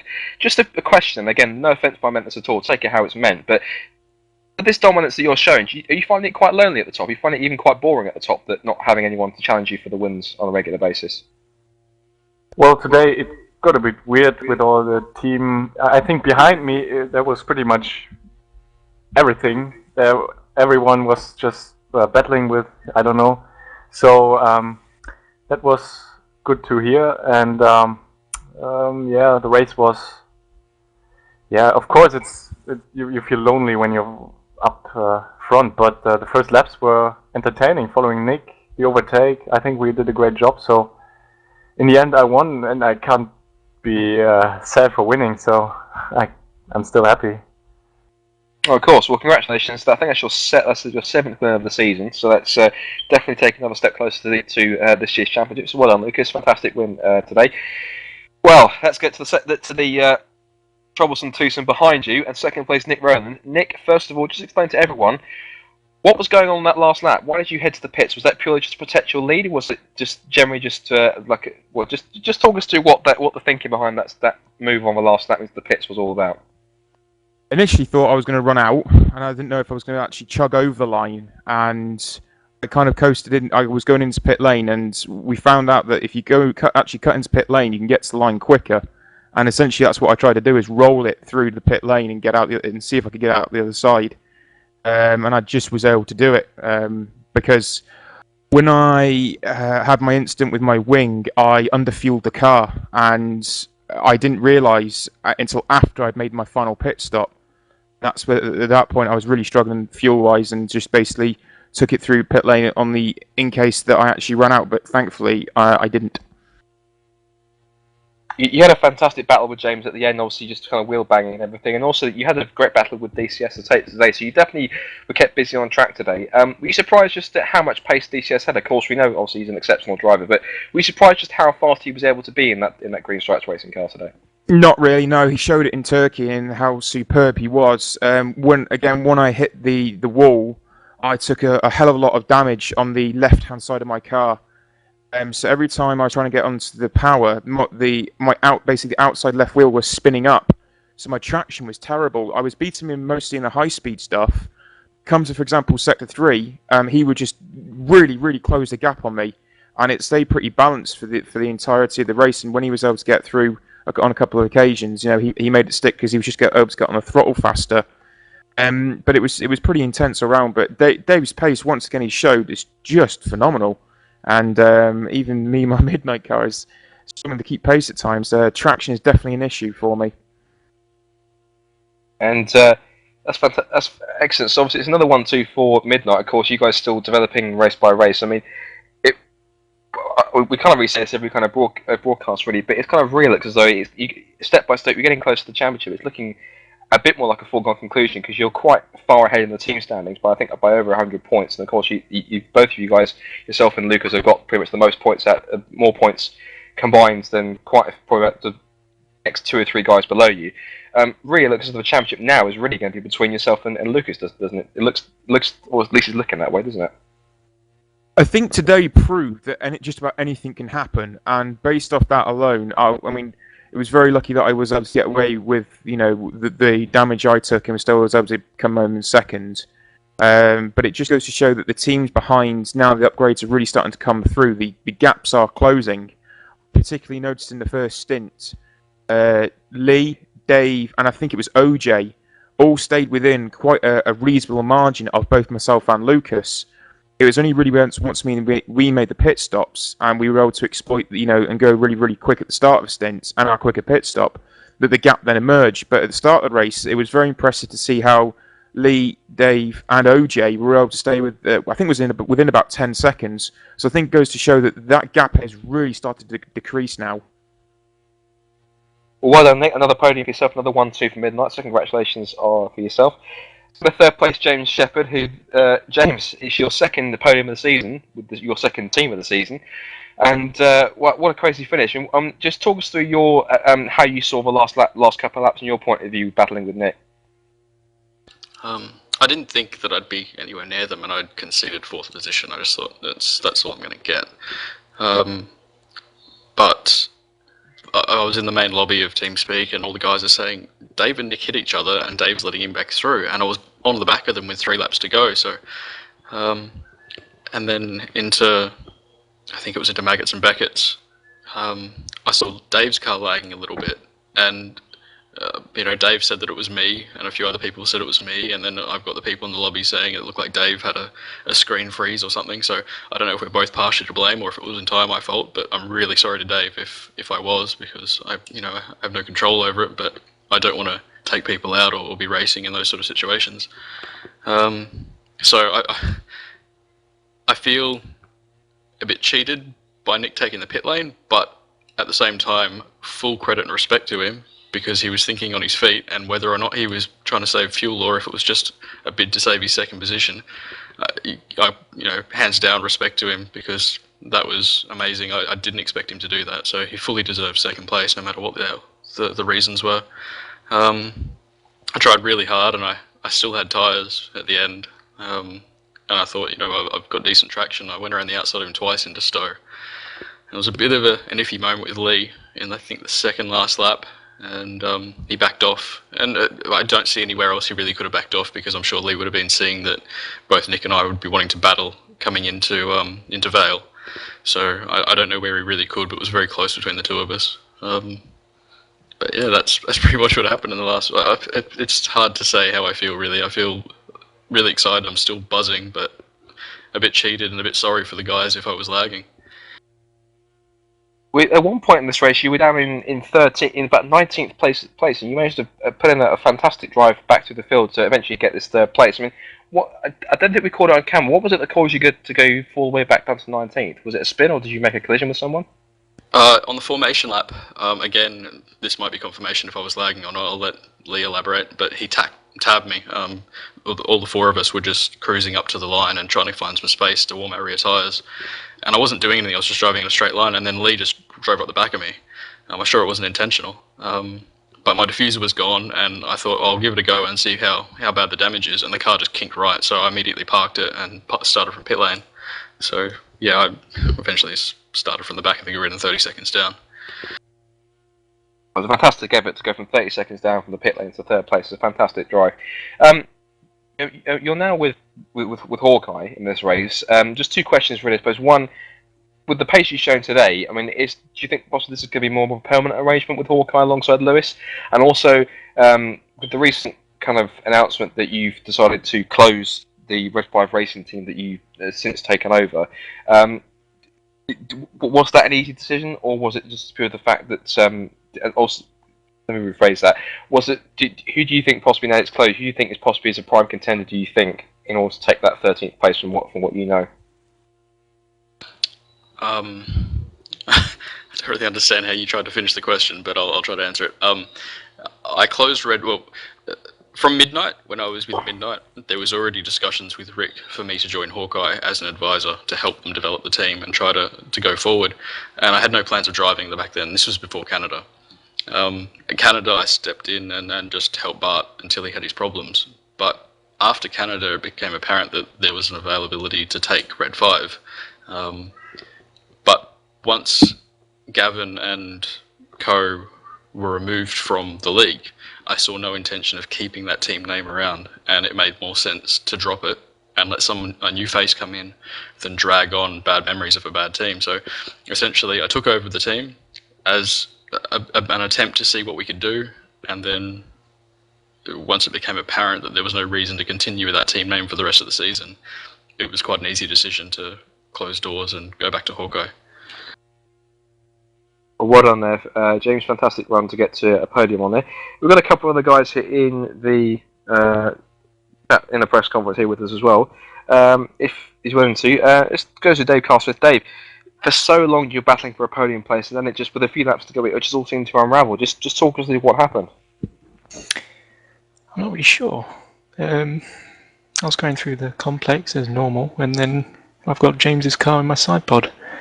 Gave me a couple of punches, a bit of wall damage, so that was a podium gone. But I don't know if it was my end, his end, or the server. But throughout the race, of course, you were always they're contending for like a third place, and eventually you actually make a leapfrog and nicking the stops. I mean, with all due respect, are you surprised at just how much the Green Stripes Racing car has developed, or is it just kind of did you know from the past couple of races, the form you showed in the past couple of races, that it can be up there and battling for the likes of Roland and up at the front, challenging for podiums? I don't think we're quite there yet in terms of Nick. He had a bit of damage today, which didn't help him at all. But our car's pretty good now. I think we can carry on battling for podiums as we have been for the last couple of races now. So hopefully we continue that. Excellent stuff. And we've also got Lee Morrison here as well. It looks like you had a bit of a. Just go quick as to Lee. I think it's fair to say you had a fairly unfortunate race today. You did say before the race that obviously you were hoping to get as best result as you could, and you eventually had to retire with a couple of laps to go. Just talk us through your race as a whole, and just try and point out just exactly where possibly the shortfalls were and exactly where it went wrong for you. It just started in testing really once again. Just had nothing, no pace, no confidence in car, nothing. Pace wasn't too bad in quali. Managed to get in 8/10, I think it is, but still not where it should be. Race start, got a really good start offline. Past Dave and that. Tried to mix up with Midnights, but that they were on the same strategy as us. They're hoping they were on the hard tyre, going for 2 stops or something like that, but it turns out they were on 3 stops or whatever it were in end. I was on 4 stops, but then after about 3 or 4 laps, the tyres just grained up really badly, and then they sort of came back towards end, so I just tried to ease off a bit. Dave all over me, and we went into pits once again. I mean, I did miss my pit box a bit, but once again his pit stop were about 9 seconds faster than mine, so I just had no chance. Their team's obviously better developed in that area. Saying Dave's cheating or anything like that, but they got a better pit stop, jumped me, tried to make a race of it when we came out, couldn't close the gap, pushed as hard as I could, and then I thought I'd try a different bit of strategy, like try 4 stops and pit early than what he was going to pit, and like try and jump him in the pits to try and get track position or something. But then for some reason, when I was trying to make changes on the actual wheel, every time I make changes, my game would start like freezing all the time, and eventually towards the end of the race, it just wouldn't do anything. Nothing had worked properly. By which point I just had completely enough anyway, to be fair. When I was trying to chase Dave down, I just had enough. I'm really not enjoying this at the moment, and it's very tempting. I was very tempted to just come in here and announce my retirement, to be honest, because it's that close. I'm just really not enjoying this anymore. Well, hard luck for you. That was a rather unfortunate evening's racing for you. But anyway, I have to say thank you to all 5 of you for jumping into the press conference and giving your views on what was pretty much a very hectic British Grand Prix near the end. And that's pretty much it for this evening's broadcast. Hopefully you have enjoyed it, and hopefully it hasn't been too particularly uneventful for you. There has been some racing for you to enjoy. So, on behalf of whoever in the press conference here, on behalf of Lucas, well, actually, just jumping quickly, just see OJ Clark's just jumping as well, so maybe we can try and get him in here as well. So, see if we maybe drag him in here. Here he is. We have got, I believe, we have OJ Clark, I believe, finished somewhere in the top 10 as well. So, OJ, driving for Red Archer. Just if you can hear me, welcome to the press conference. Just quick word on your race, it looks like for the most part, in the first kind of third of the race, you had a fantastic battle with Ruud Hisevich. Talk us through that battle you had. Yes, Scott, it was a fantastic battle, and it brought back some good memories as well, because about 3 years ago, when I was fighting for my first sim race win, it was exactly the same. Me and Red, all the race through, pretty much, duked out for the win. I was better off that time, but this time he won, and yeah, fully deserved. Excellent stuff. James Shepherd said that OJ sounds like Lewis Hamilton in the fish tank, but that's James's words, not mine. But anyway, it seems to be now that you've settled in at Red Archer, you've taken the seat of Yanni Tanskin, who I think we're still kind of a bit kind of in the dark as to whereabout he's got to. But in terms of now that you're in a car switch to the Red Archer, do you think that now your true pace is now starting to come back compared to when you were synergetic? Do you feel? Not really. I think I had better pace at the start of last season, because I was very quick up until a few races ago, but then I had a bit of an accident and hurt a bit of my toes quite badly, so yeah, unfortunately I don't think I'm getting the most out of the car as much as James and DCS and of course Lucas and Lee and everyone else is really. Okay, well, fair enough. Well, thank you for jumping in there, OJ. Brilliant result for you to grab some points for the team, and fantastic job, so thank you for jumping in. Yeah, that is it for this evening's broadcast, so thank you very much for tuning in. From everyone in the broadcast booth at the moment, except for myself, Scott Woodwis, and for the drivers who jumped in for our race winner, Lucas Euler, from Nick Rowland, James Shepherd, Dave Carl Smith, Lee Morris, and OJ Clark, who's just jumped in, thank you very much for tuning in. Your next broadcast is going to be, if I turn to GPWC, give me 2 seconds whilst I be a pain and have a look on the wiki for you to try and just grab you some dates to mark in your calendars. Now then, upcoming events. I haven't been updated, so that's rather inconvenient. I'm going to have a look here, and then the next Grand Prix I believe is possibly going to be the Italian Grand Prix at Monza, I do believe, but I'm going to have a quick look and confirm that. Let's have a look. Yes, indeed. Before that, we do have an in-season test at Hockenheim, so the team that is going to be next Thursday. The teams are going to be off to Germany to grab themselves some testing time. It's pretty much an all-day test there, so if you're pretty decent, we'll give you hopefully some results of that at some point. We won't be broadcasting that test, of course, but there you go. And yeah, the next time you'll see the Super League cars in action will be the Italian Grand Prix, the Autodromo Nazionale di Monza, and that is going to be at hopefully somewhere around 7 o'clock British summertime BST.